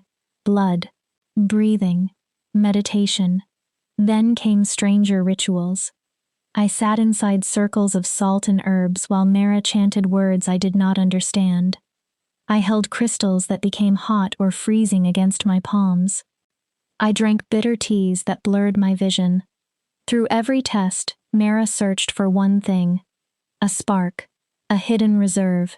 Anything that might give me enough power to survive the binding. Week after week, she found nothing. You are remarkably empty. Mara said it without cruelty. Like a cup that has never contained anything. I laughed bitterly. I could have saved you a month. Most people carry some magical residue. She ignored my sarcasm. Echoes from their wolves. Inherited traces. You have silence. I already knew that. Perhaps. Mara studied me. Some vessels appear empty because their magic is buried unusually deep. Sometimes extraordinary circumstances are necessary to awaken it. And mine? I waited. Is not buried. So it appears. I laughed again. This time the sound broke. So that is the answer. I die, and no one can change it. I didn't say that. I looked at her. There may be another possibility. Hope moved before I could stop it. Dangerous. Unprecedented. Probably insane. Tell me. Mara leaned forward. The binding requires a vessel with little or no magic. I nodded. But what if magic were given to the vessel? I stared. Not awakened from inside. Transferred from someone else. A donor? Yes. She studied my reaction. If another wolf permanently transferred part of their power to you, it might give your body something with which to resist Samuel's magic. Instead of endlessly absorbing, you might create balance. Can that be done? In theory. Mara's mouth tightened. No one has successfully attempted it with this particular binding. But the magical principle is sound. What is the problem? Finding the donor. Of course. The transfer is permanent. Mara continued. They would lose that portion of their power forever, and the magic would need to be compatible with you. How do we determine compatibility? Her expression answered before her words did. By testing wolves. How many? Possibly every wolf in the kingdom. My hope collapsed. So impossible. Improbable. She corrected. Not impossible. Then her gaze sharpened. Unless you already know someone willing to sacrifice part of his power without knowing whether it will save you. Jacob entered my thoughts instantly. No. Mara raised one eyebrow. No. I repeated. I am not asking him. Even if his magic were compatible? No. I stood. I will not give Jacob the chance to play savior so he can forgive himself for what he did. Even if his sacrifice saved your life? Even then. Mara sighed. You are as stubborn as you are empty. Despite everything, I smiled. Thank you. That was not praise. The month ended without a miracle. No dormant wolf, no hidden reserve, no certain solution, only confirmation. I was empty, broken, dying. The carriage came to return me to the palace. Mara walked me outside. Before I climbed in, she spoke. The king's son. I looked back. You love him more than anything. Yes. And the king? I paused. I did. Then admitted. Perhaps I still do. Under all the anger. I don't know. Mara stepped closer. Then accept one piece of advice. From healer to patient? No. Her expression changed. From vessel to vessel. I stared. You? Long ago. Different spell. Different circumstances. But the same basic price. She gripped my shoulders. Do not waste whatever time you have left being angry. Do not spend it feeding bitterness. Use it. Live. Love. Matter to the people who need you. But you survived. I was confused. You're standing here. I survived. Mara nodded. But the woman I was before the binding did not. Her eyes became distant. I spent too much of my life furious about everything taken from me. I forgot to value what remained. She released me. By the time I learned how to let go, the person I was angry with was gone. I never said goodbye. She stepped away. Go home, Rena. Make peace where you can. However much time remains. Make it count. The journey back lasted 3 days. This time, I spent the road thinking, remembering, allowing feelings I had buried beneath anger to surface. I still loved Jacob. That was the painful truth. I loved how gentle he was with Samuel, his rare smiles, the man beneath the crown, the stone king who had learned to crack. I loved him despite his manipulation. And for the first time, I forced myself to consider the impossible question. If our positions had been reversed, if Samuel were dying, if I possessed the power to save him by using another person, would I truly have chosen differently? I wanted the answer to be yes.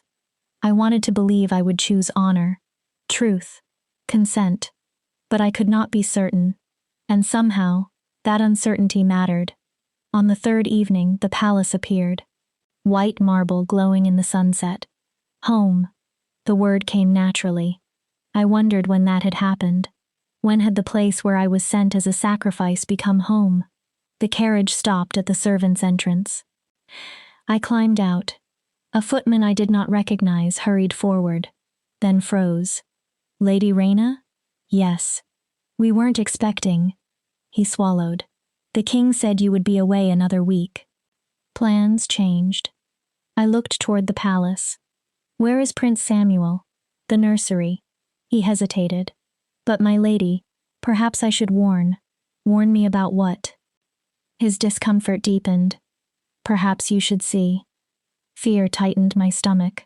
I abandoned my trunk, ran through the corridors, past servants who called after me, up the stairs, toward the nursery.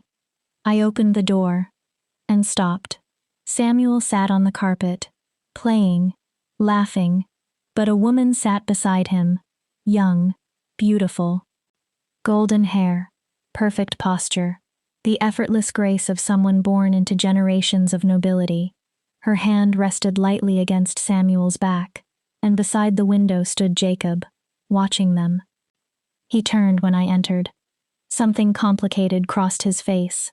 Relief, guilt, something else. Rena. He straightened. You're early. Who is she? My voice remained calm despite the panic rising inside me. The woman looked up and smiled warmly. You must be Lady Rena.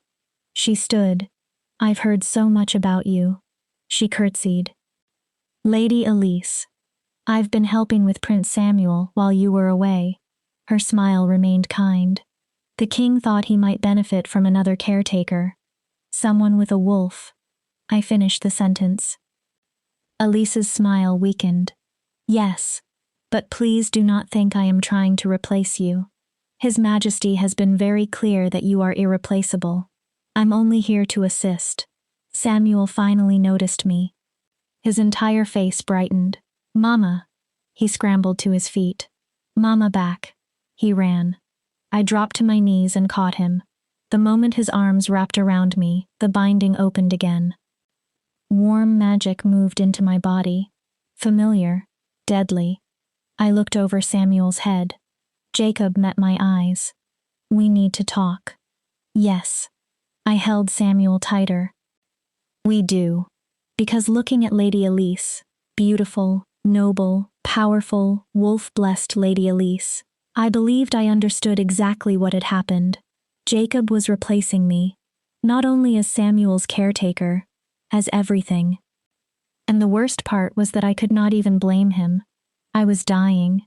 He was a king. Kings needed alliances, heirs, futures, not women destined to burn from the inside within a year. Perhaps this had always been the ending. Perhaps love had only blinded me to it. Chapter 8. The Moment of Choice. Lady Elise left the nursery with a graceful curtsy. I'll return in the morning. Samuel waved. Bye, Ellie. Something inside me cracked again. Ellie. He already had a special name for her. The moment the door closed, I turned toward Jacob. Explain. Let me put Samuel to bed. His voice was quiet. Then we will speak. I promise. I wanted answers immediately, but Samuel was rubbing his eyes, yawning. So I helped dress him for bed. Jacob lifted him, carried him to the cradle. When had Samuel grown so large? When had I missed so much? Jacob sat beside him and told a story. One of mine, the glass girl in the transparent kingdom. But Jacob had expanded it, added new details, made the story partly his, partly ours. Samuel fell asleep smiling, secure in the certainty that both his parents were beside him. Both his parents. When his breathing deepened, Jacob gestured toward the room next to the nursery. My room, though I had hardly used it during the previous months. We sat by the window.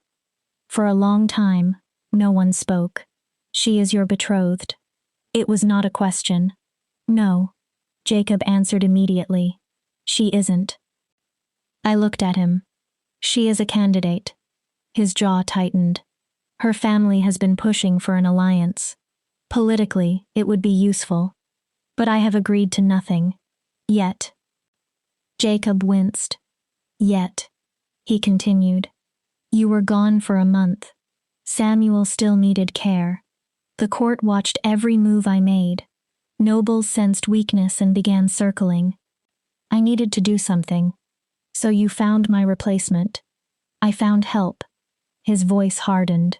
Someone who could learn how you care for Samuel. Someone who could reduce the burden on you. For when... He stopped.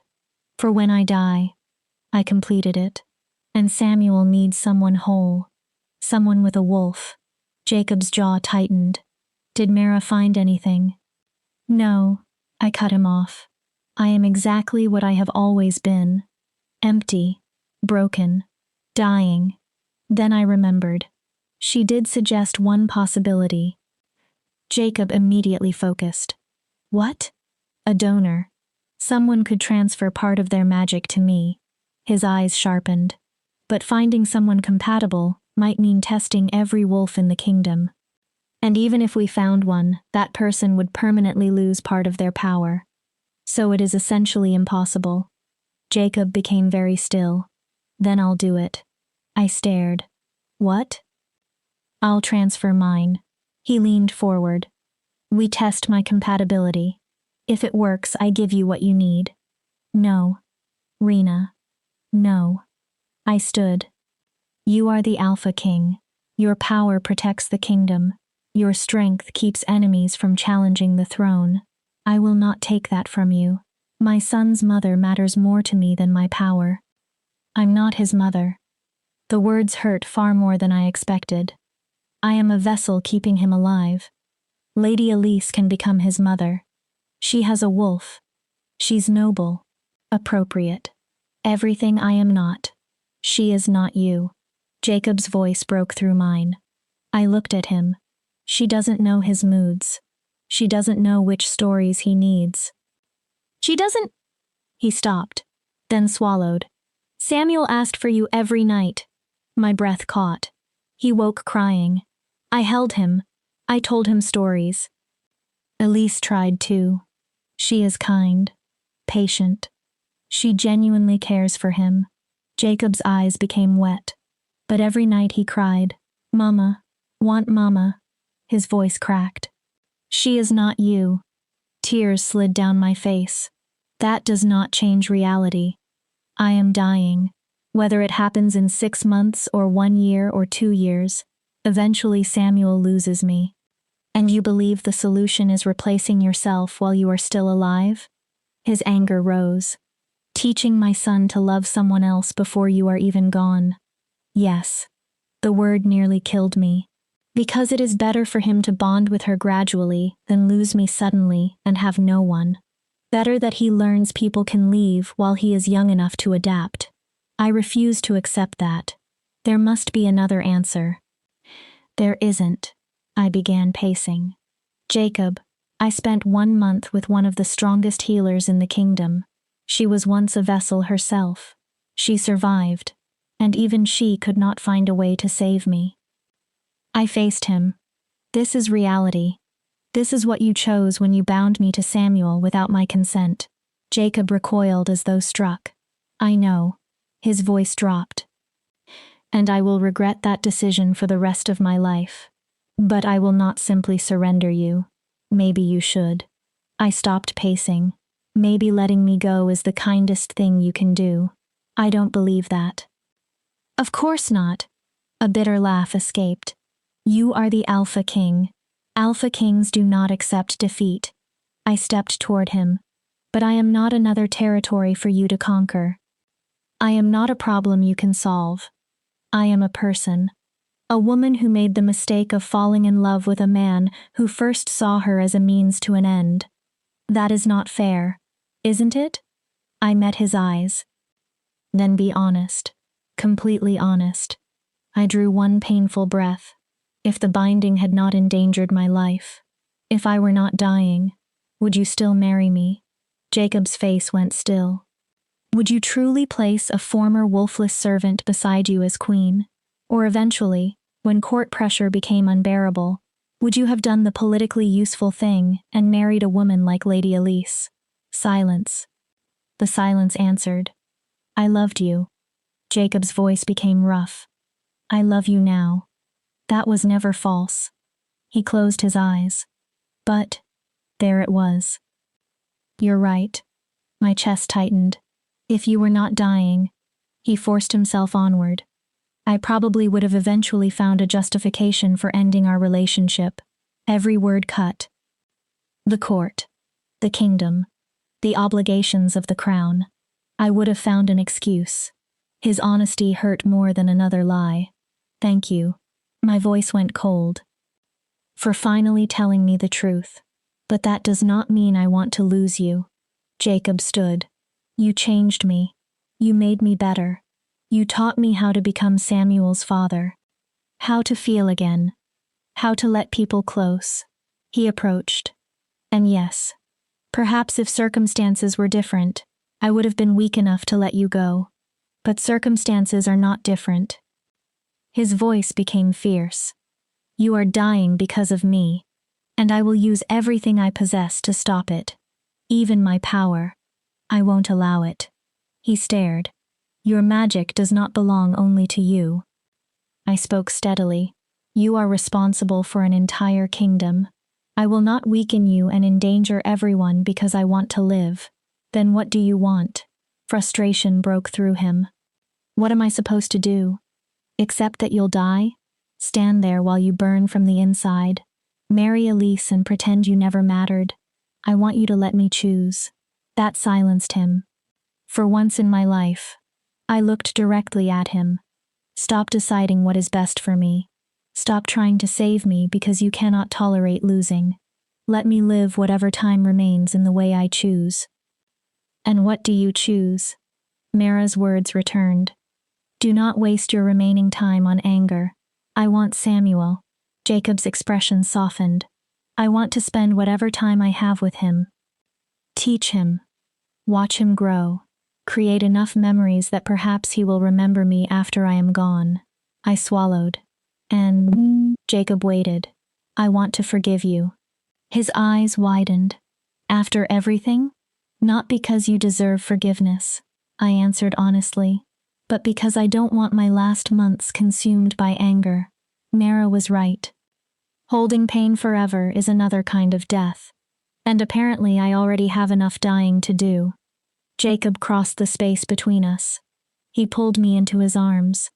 This time, I allowed it. I sank into his warmth, his strength, the scent I knew too well, and I grieved what we might have been if our story had begun differently. I don't deserve you. His words disappeared into my hair. No. Despite everything, I almost smiled. You really don't. We stayed there a long time, both of us understanding that we were saying goodbye to a future that perhaps had never truly existed. Eventually, Jacob pulled back. His hands framed my face. If I find another way, any way, I will still try to save you, even if you hate me for doing it. I know.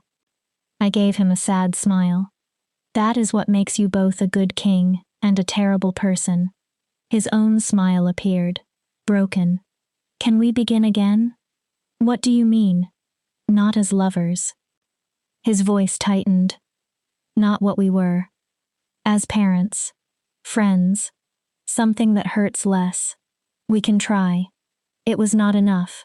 Not for either of us. But it was what we had. The next 3 months settled into a new rhythm. Lady Elise came every morning.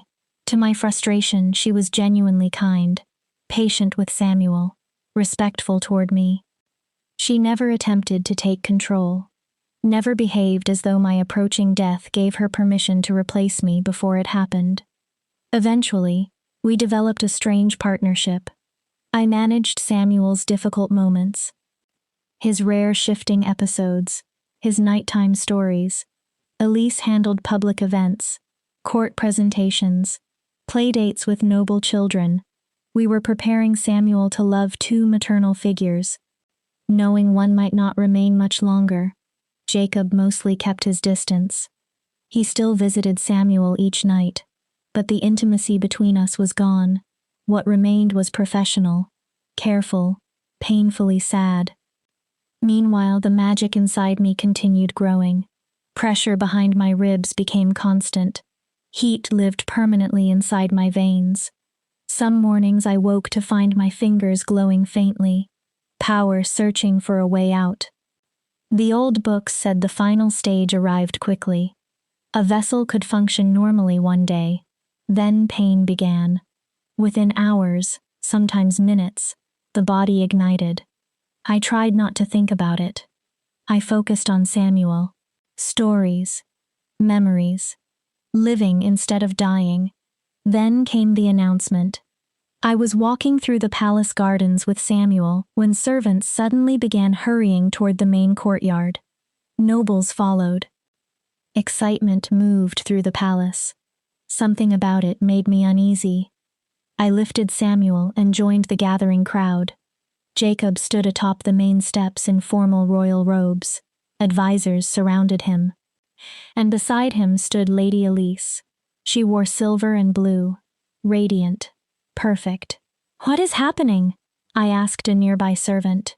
The king is making an announcement, my lady. She could barely hide her excitement. About the future of the kingdom. My stomach dropped. Jacob's gaze found me in the crowd. I saw apology, regret, and resolve.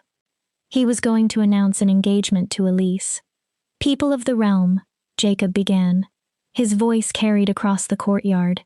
Today I stand before you to secure the future of our kingdom." Samuel shifted in my arms. As you know, Prince Samuel has grown stronger every day through the dedicated care of those entrusted with him.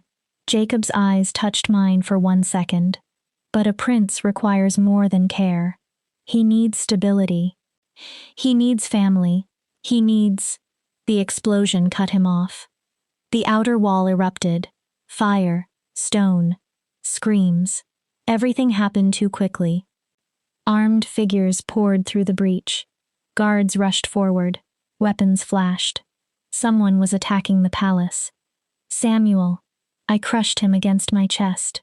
Fear immediately triggered his magic. I felt power surge through our bond. Jacob leaped from the steps. He shifted in midair. A massive black wolf landed where the king had been. His guards transformed around him. They collided with the attackers. But these enemies were not ordinary soldiers. Magic crackled around several of them. Spells gathered in their hands. Then I saw one warrior running directly toward me, toward Samuel. This was not a random assault. They wanted the heir. I ran. Samuel clung to me. Behind us came snarls, screams, weapons, and explosions. I did not look back. Rena. Lady Elise appeared beside me. Her face was pale, determined. "This way." She pointed toward the palace. "There's a safe room." A bolt of energy flew past my head. Heat scorched my skin. I threw myself sideways. Turned my body so Samuel struck nothing but me when we hit the ground. Pain exploded through my shoulder. Still, I did not let go. An attacker stood over us. Magic glowed in his hands. A triumphant smile crossed his face. The wolfless vessel. His eyes moved toward Samuel. And the bastard prince. His hands rose. 2 problems. 1 solution. Death came toward us. Then Lady Elise hit him from the side. Her body was already transforming. Wolf and woman collided with the attacker. "Run!" she screamed. "Get him to safety!" I ran. Through the palace doors. Down corridors I knew by heart. Toward the nursery. Samuel had shifted completely now. A sobbing wolf pup in my arms. His magic poured into me. Too much. Too quickly. Pressure rose inside my body. The dam was breaking. Not now. My breath came in gasps. Please. Not now. I reached the nursery. Slammed the door. Threw the bolt. Then collapsed against it with Samuel in my arms. "We're safe." The lie came automatically. "You're safe." Samuel shifted back into human form. His small body shook with sobs. "Mama scared." "I know." "Mama hurt." I looked down. Blood soaked my clothing. The spell had clipped my shoulder and left a blistering burn. But the wound was not the real danger. My hands were glowing. Not faintly. Brightly. Power burned beneath my skin. My breath stopped. The final stage. It had begun. Something slammed against the nursery door. The wood shook. Not Jacob. Not palace guards. The attackers had followed. I had minutes. Perhaps less. Before the door failed. Before they killed Samuel. Before my body burned itself apart. I looked desperately around the nursery. My eyes landed on the books. All those texts Jacob had given me. Magic. Bindings. Vessels. Transformation. A half-remembered passage came back. Vessels under extreme magical saturation. A catalyst created at the threshold of death. Impossible transformations becoming briefly possible when destruction was imminent. Madness. It would not work. Could not work. But I was dying anyway. What could failure still take from me? I set Samuel carefully on the floor. "Sweet boy." He looked at me through tears. "I need you to be very brave. Can you do that for Mama?" He nodded. I kissed his forehead. "No matter what happens, remember something. Mama loves you. Papa loves you. You are precious. You are perfect. You are loved. Mama loved. Mama loved. The door shook. Wood splintered. I closed my eyes. And for the first time in my life, I deliberately reached inward for magic. Not Samuel's. Not the power I had absorbed. Mine. I reached beyond the silence. Beyond emptiness. Beyond 23 years of certainty that nothing lived there. My wolf. Please. If you exist. If you have been sleeping. I need you. Samuel needs you. Jacob needs you. I need you. Nothing. The door cracked again. Please. I reached deeper. And then, something moved. Not Samuel's magic. Not the binding. Something inside me. Something that had waited 23 years for the correct moment to answer. Not a wolf. Not exactly. Something else. The nursery door exploded inward. An attacker stepped through. Weapon raised. I opened my eyes. Golden light filled my vision. Get away from my son. My voice carried a power I had never possessed. The attacker laughed. You're wolfless. His spell formed. You're nothing. You're wrong. Magic rose inside me. Not Samuel's. Mine. I was never wolfless. The transformation began. Not human into wolf. Something reversed. Older. Primal. The magic I had absorbed for months suddenly found a path, a purpose, a form. Light filled me. Pure magical energy contained inside the outline of a human body. Power that had accumulated for months now had somewhere to go. The attacker screamed and released his spell. I lifted one hand. Energy poured outward. Not destruction. Protection. A shield formed around Samuel. Around the nursery. Around everything I loved. The spell struck my shield. And shattered. You cannot hurt him. My voice seemed layered with echoes. You cannot hurt anyone I protect. The attacker stumbled backward, then fled. I stood glowing in the ruined nursery. For the first time I understood why I never shifted, why I always felt empty, why no healer ever found ordinary wolf magic inside me. I was not meant to hold my own power in the way wolves did.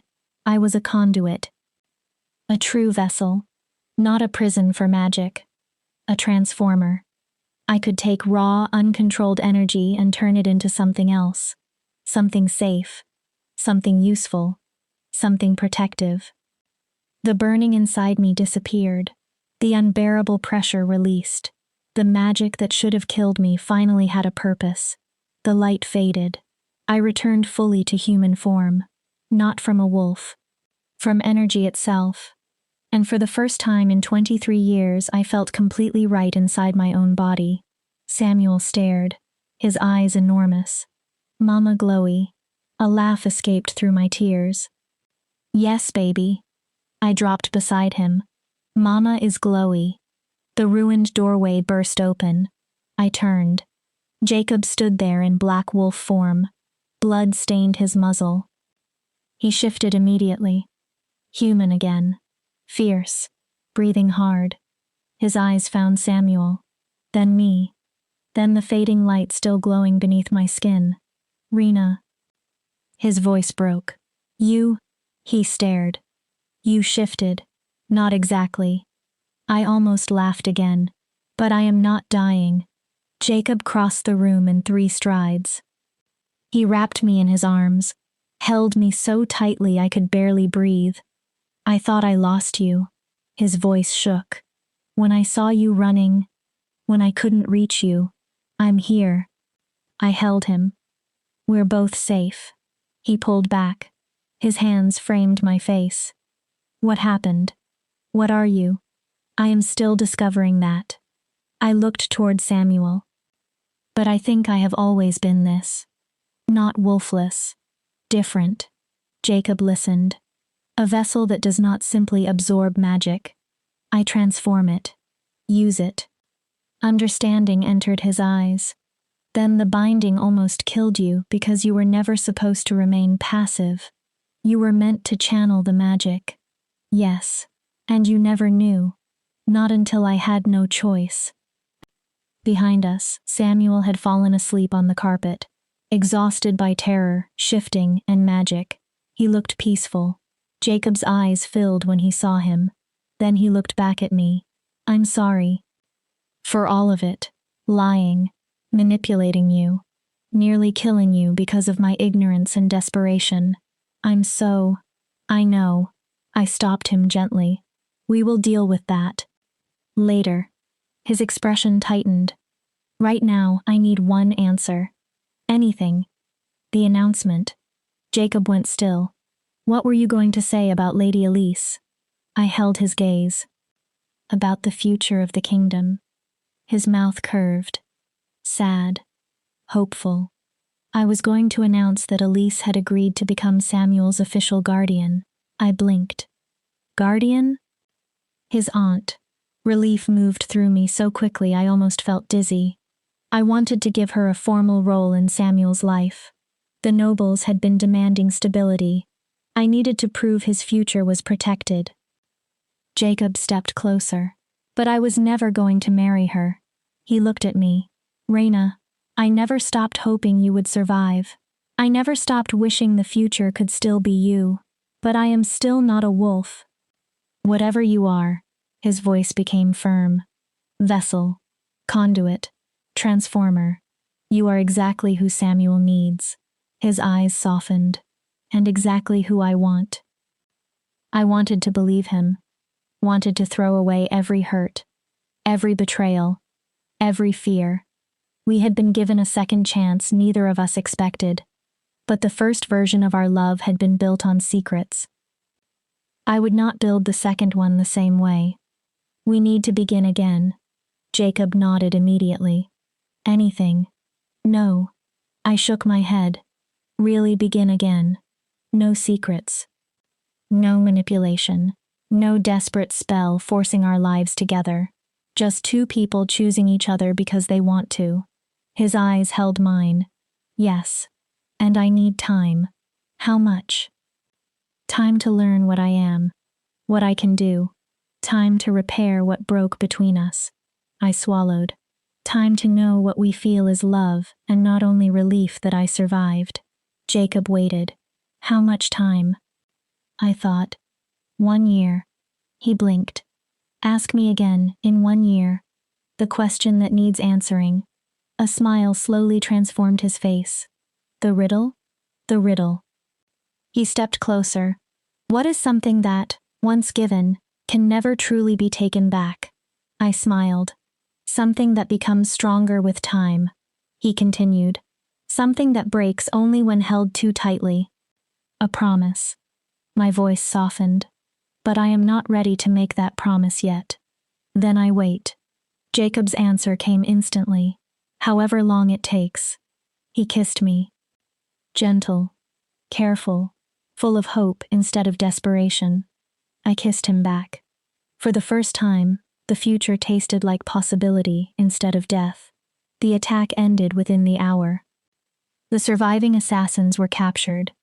Interrogation revealed a coup organized by a rival family that had never accepted Jacob's rule.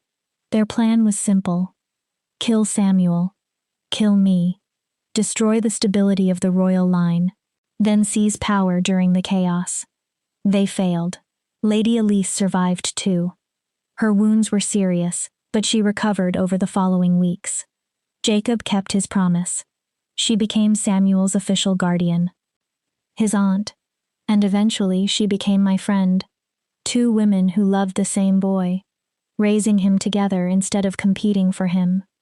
3 months later, Mara came to the palace. She tested my new abilities. Watched me channel magic, studied the changes again and again. Finally, she gave me a diagnosis no book contained. You are the first known vessel to transform the nature of the binding instead of dying from it. I stared. You may change everything we know about magic, she continued, especially people we assume are powerless. You may save countless lives. I looked across the room toward Samuel. I only wanted to save one. Mara smiled. A rare sight. Well, you did that too. The year passed both slowly and quickly. Samuel grew. His shifting became completely controlled. He became a bright child who loved stories and could make almost everyone around him smile. Jacob and I rebuilt our relationship one careful piece at a time. We courted properly, chaperoned walks, formal dinners, conversations without crisis hanging over every word. We learned who we were when death was not chasing us, and I learned what my power could do. I could take dangerous magic and make it safe, absorb curses and reshape them, turn harmful power into protection. I was a shield, a guardian, a transformer of pain into purpose, exactly what I had always been meant to become. On the first anniversary of my transformation, I sat in the royal library reading with Samuel. Jacob entered. He wore formal clothes. Something in his expression made my heart begin racing. Samuel. Jacob looked at him. Could you give your mother and me a moment? Samuel looked between us, then grinned with entirely too much understanding for his age. Papa ask Mama question. Jacob smiled. Yes. Papa is going to ask Mama a question. Mama say yes. Samuel announced it as an order, then ran away laughing to find Lady Elise. I stood opposite Jacob across a table covered in books. A question? A riddle, he corrected, then walked around the table. He took my hands. His were trembling. Rena of House Ashfeld. His voice became solemn. Vessel, transformer, mother of my child, keeper of my heart. I have a question for you. I'm listening. What is something that, once given, can never truly be taken back? My heart hammered. Something that grows stronger with time. His eyes never left mine. Something that breaks only when held too tightly. A promise. My voice remained steady. The answer is a promise. Jacob breathed in. Then promise me. Promise me forever. Promise that whatever comes, we face it together. His hands tightened around mine. Promise you will be my queen. Not because I require you, not because Samuel requires you, but because you choose it. Because we choose one another. I thought about everything.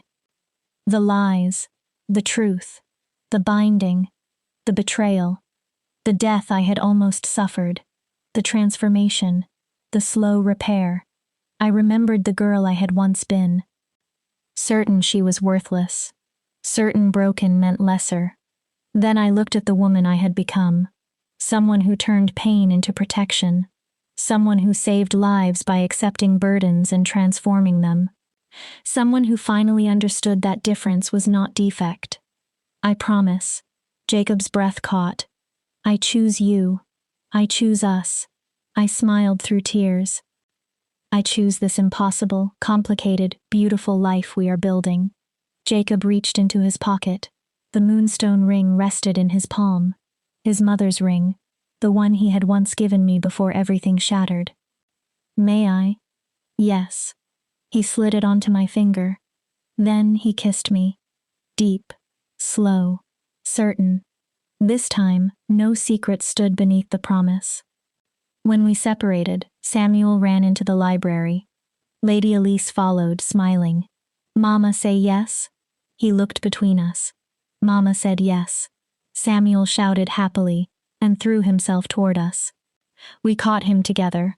The three of us collapsed into laughter. Messy, imperfect, real. Tell story, Samuel demanded. Story about Mama and Papa. Jacob looked at me. Everything we had survived lived inside his eyes. Once upon a time, he began. I took his hand. There was a girl who believed she was broken, and a king who believed he was stone. Samuel leaned forward eagerly. And they learned, Jacob and I said together, that broken things can still be beautiful. That stone can crack open and let light through. That sometimes the hardest roads lead to the most precious places. Samuel frowned thoughtfully. The end? I pulled both my boys closer. No. I smiled. The beginning. Because that was what I had finally learned. Pain could transform. Betrayal could be forgiven without being forgotten. People could break and still rebuild. Hope could survive even after you tried to kill it. We were damaged, scarred, imperfect, and exactly enough. Epilogue: The Glass Kingdom. 5 years later, impossible flowers bloomed throughout the palace gardens. I discovered by accident that my ability worked on more than dangerous magic. It affected living things too. Where I walked often, where my power seeped gently into the earth, plants changed. Roses bloomed through winter. Fruit trees produced throughout the year. Healing herbs grew stronger than they should. The gardeners called it a blessing. I called it a side effect. Samuel called it Mama's magic garden. At 6 years old, he was far too clever for his own good. And naturally, his name became the official one. I was walking through that garden with one hand resting over my stomach. 7 months pregnant. Finally. For years, Mara and other magic practitioners had studied how pregnancy might interact with the transformative power constantly moving through my body.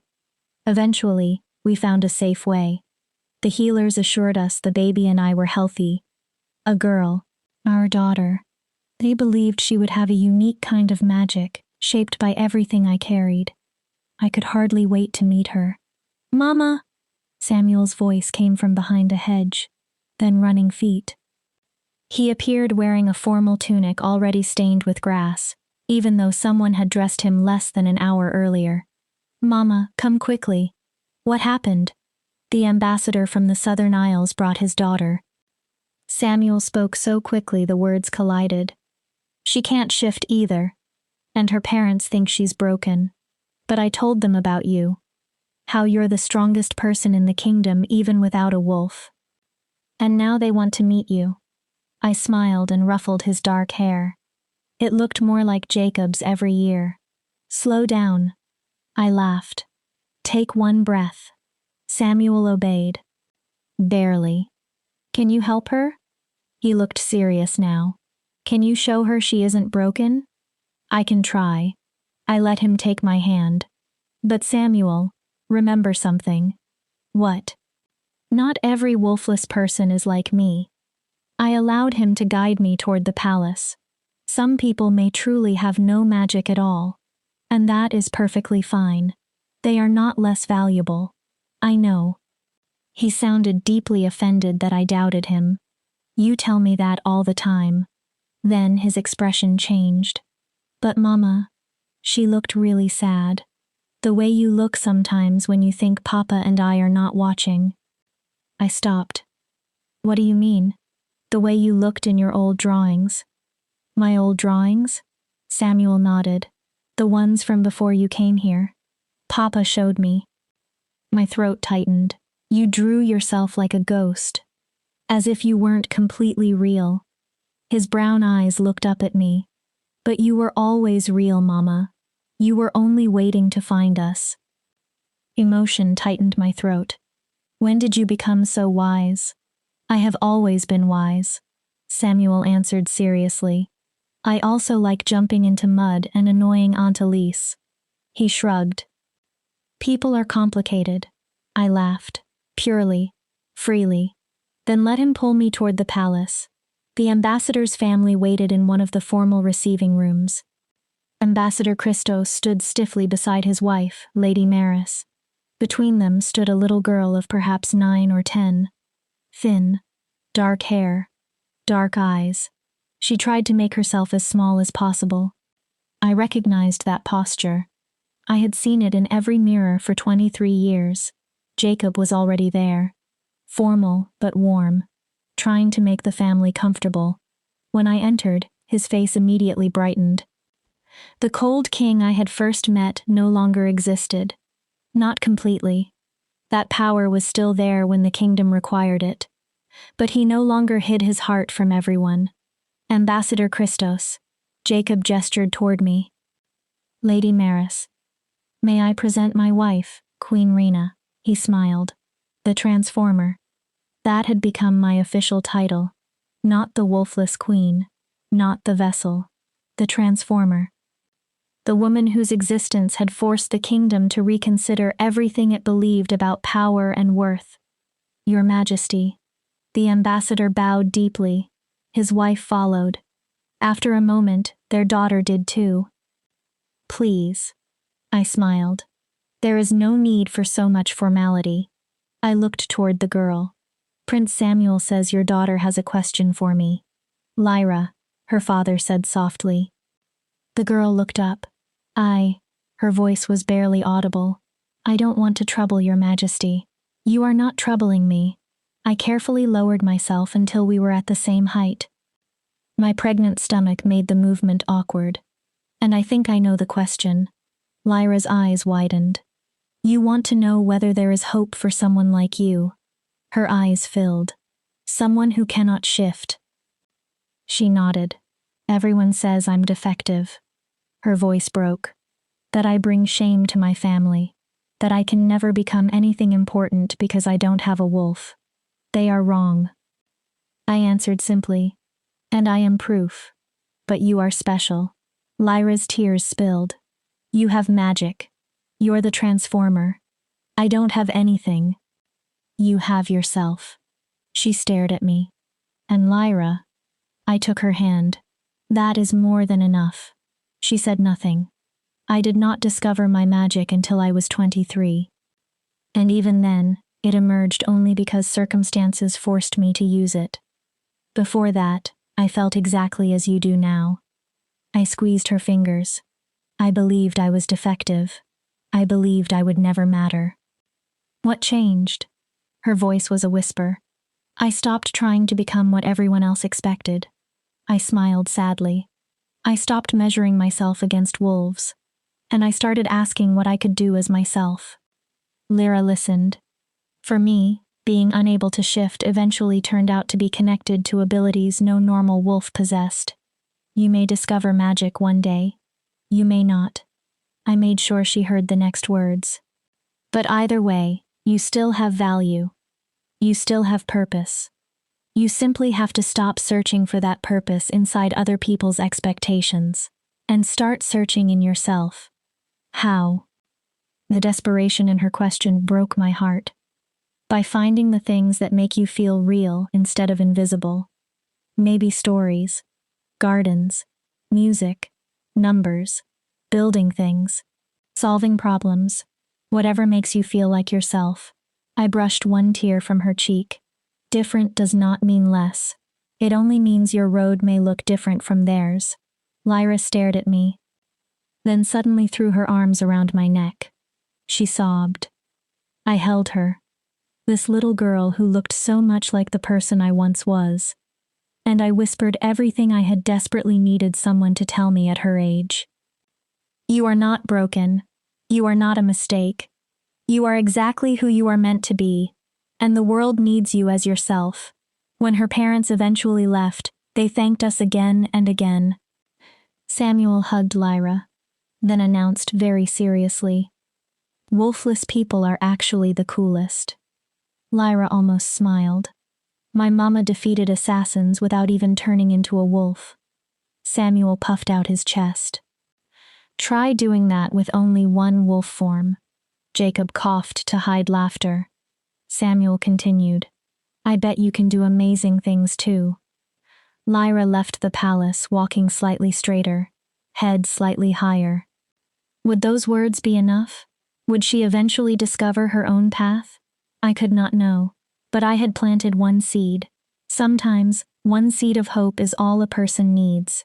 That evening, Samuel went to bed, and the palace quieted. Jacob and I sat together in our private chambers. After our marriage, he had given me the Queen's suite. I still kept my old room beside the nursery. I refused to give it up. It reminded me where everything began. You were beautiful today. Jacob rested one hand over my belly. Our daughter kicked beneath his palm. I spent half the day in garden dirt. I looked down at my dress. I probably smell like fertilizer. Still beautiful. He smiled, then grew serious. Raina, do you know what I see when I look at you? A woman too pregnant to see her own feet. Jacob laughed. That sound had once been so rare. Now it lived freely in our home. I see the woman who saved my son. His expression softened. The woman who saved me. The woman who taught this entire kingdom that power can exist in forms we never imagined. That the person everyone dismisses may someday become the person everyone needs. Careful. I nudged him. Someone might hear you and think you've become soft. I have become soft, Jacob answered without shame. At least here. With you. With our family. He kissed me. Soft. Sweet. I regret none of it. Not even the nobles who still complain about a queen without a wolf, especially not them. His voice became firm. Let them complain. You have done more for this kingdom in 5 years than most rulers accomplish in a lifetime. You changed the way we understand magic. Worth. Who deserves opportunity? We changed it. I corrected him. Together. He nodded. Together. Our daughter kicked again. Harder. We both laughed. She will be trouble. I predicted. With you and Samuel teaching her. Jacob shook his head. Absolutely. Then he became thoughtful. Are you afraid? About her magic? A little. I admitted it. But mostly I'm curious. I covered his hand with mine. Whatever she is. Whatever she can do. We help her understand it. We never allow her to believe she is broken. We give her what neither of us had. What? Acceptance. I smiled. From the beginning. The beginning. Jacob repeated the words. You said that after I proposed. That our marriage would not be an ending, but a beginning. And I was right. I looked around us. I looked around us. Think about everything we built. The research center where vessels learn how to channel magic instead of dying from absorbing it. The scholarship program for wolfless children. The laws protecting people with unusual forms of magic. The gardens producing enough healing herbs for half the city. The family. Jacob interrupted quietly. I looked at him. Do not forget the family. Never. I rested my head against his shoulder. That is the most important thing. For a while, we sat without speaking. His hand on my belly. My head on him. Our daughter moving between us. Life. Hope. A future neither of us could have imagined when I first walked into the palace as an expendable servant. Rena? Yes? Thank you. For what? For not giving up. His voice became quiet. For forgiving me when I did not deserve it. For choosing to stay. For fighting. For taking everything damaged between us and helping transform it into something better. I looked up. Thank you for giving me a reason to fight. For showing me I was worth saving. For being patient when I had to learn trust all over again. Always. He kissed my forehead. For however long forever lasts. I'm yours. I smiled. Broken pieces included. You aren't broken anymore. No. I considered it. But I will always carry the girl who believed she was. Jacob listened. And I'm glad. She is why I understand Lyra, why I can recognize people who feel invisible. She is part of my story.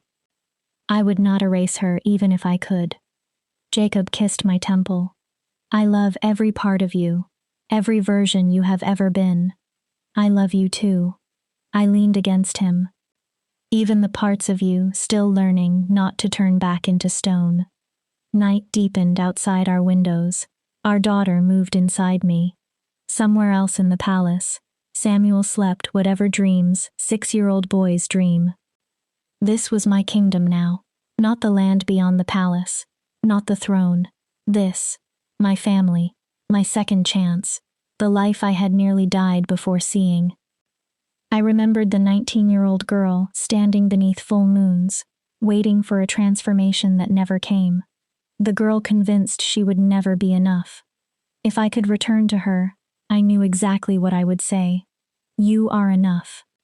You always were. Your power is not measured by whether you have a wolf. It lives in your heart. Your courage, your ability to hold damaged things and help make them whole. One day you will save lives, change lives, build something beautiful from everything that hurt you. One day you will matter more than you can imagine. So keep going. One more day, one more painful night, one more moment of doubt. Your story is not ending. It is only beginning. Maybe somehow that younger version of me could hear the echo. Maybe somewhere across all those lost years she could feel a future waiting. Love, family, purpose, and understand that every broken piece would someday lead here. The next morning, before sunrise, Samuel burst into our chambers. As usual. Too excited about being alive to allow his parents to sleep. "Mama, Papa!" I opened one eye. "The sun is coming up." Samuel bounced beside the bed. "And if you do not come right now, I'm going to miss it." Jacob groaned. I laughed, then attempted to stand. Jacob immediately helped me because pregnancy had made quick movement nearly impossible. We followed Samuel to the balcony. The sky was turning gold. Pink, violet, one of those sunrises that can make a person believe in magic even after learning exactly how magic works. "Look," Samuel pointed toward the clouds. "See the light?" A golden ray broke through gray. "That is like your transformation, Mama." I looked down at him. "What?" "You take something dark." He grinned. "And make it glow." I wrapped one arm around his shoulders. "When exactly did you become a poet?" "I have always been a poet." He gave me a deeply serious expression. "I also like mud puddles." Jacob laughed, then wrapped both of us in his arms. And there we stood, a broken king, a transformed vessel, and the child we had nearly lost. Our family, our kingdom, our beginning. Somewhere, perhaps in a distant village, another girl who believed she was worthless because she could not shift might have been watching that same sunrise. And maybe she felt something, a small spark, a whisper, "Hold on. Your story is not finished." Because transformation was never truly about changing yourself into what other people wanted. It was about finally understanding that what you had always been could be enough, could be beautiful, could be exactly what the world needed. Like light breaking through clouds, like love surviving betrayal, like hope refusing to die. Like us. I had once believed brokenness made me worthless. Instead, it gave me the ability to recognize broken things, to hold them, to help make them whole. I had become a mother, a queen, a transformer of pain into purpose, and the very thing everyone had once called my defect became the reason I was irreplaceable. That is the promise I would give to anyone who has ever believed they were not enough. You are. You always have been. Your strength may not look like anyone else's. Your purpose may take longer to find. But your story is still waiting for you. So hold on. Keep hoping. Keep becoming. Because sometimes what feels like an ending is only the place where your real beginning starts.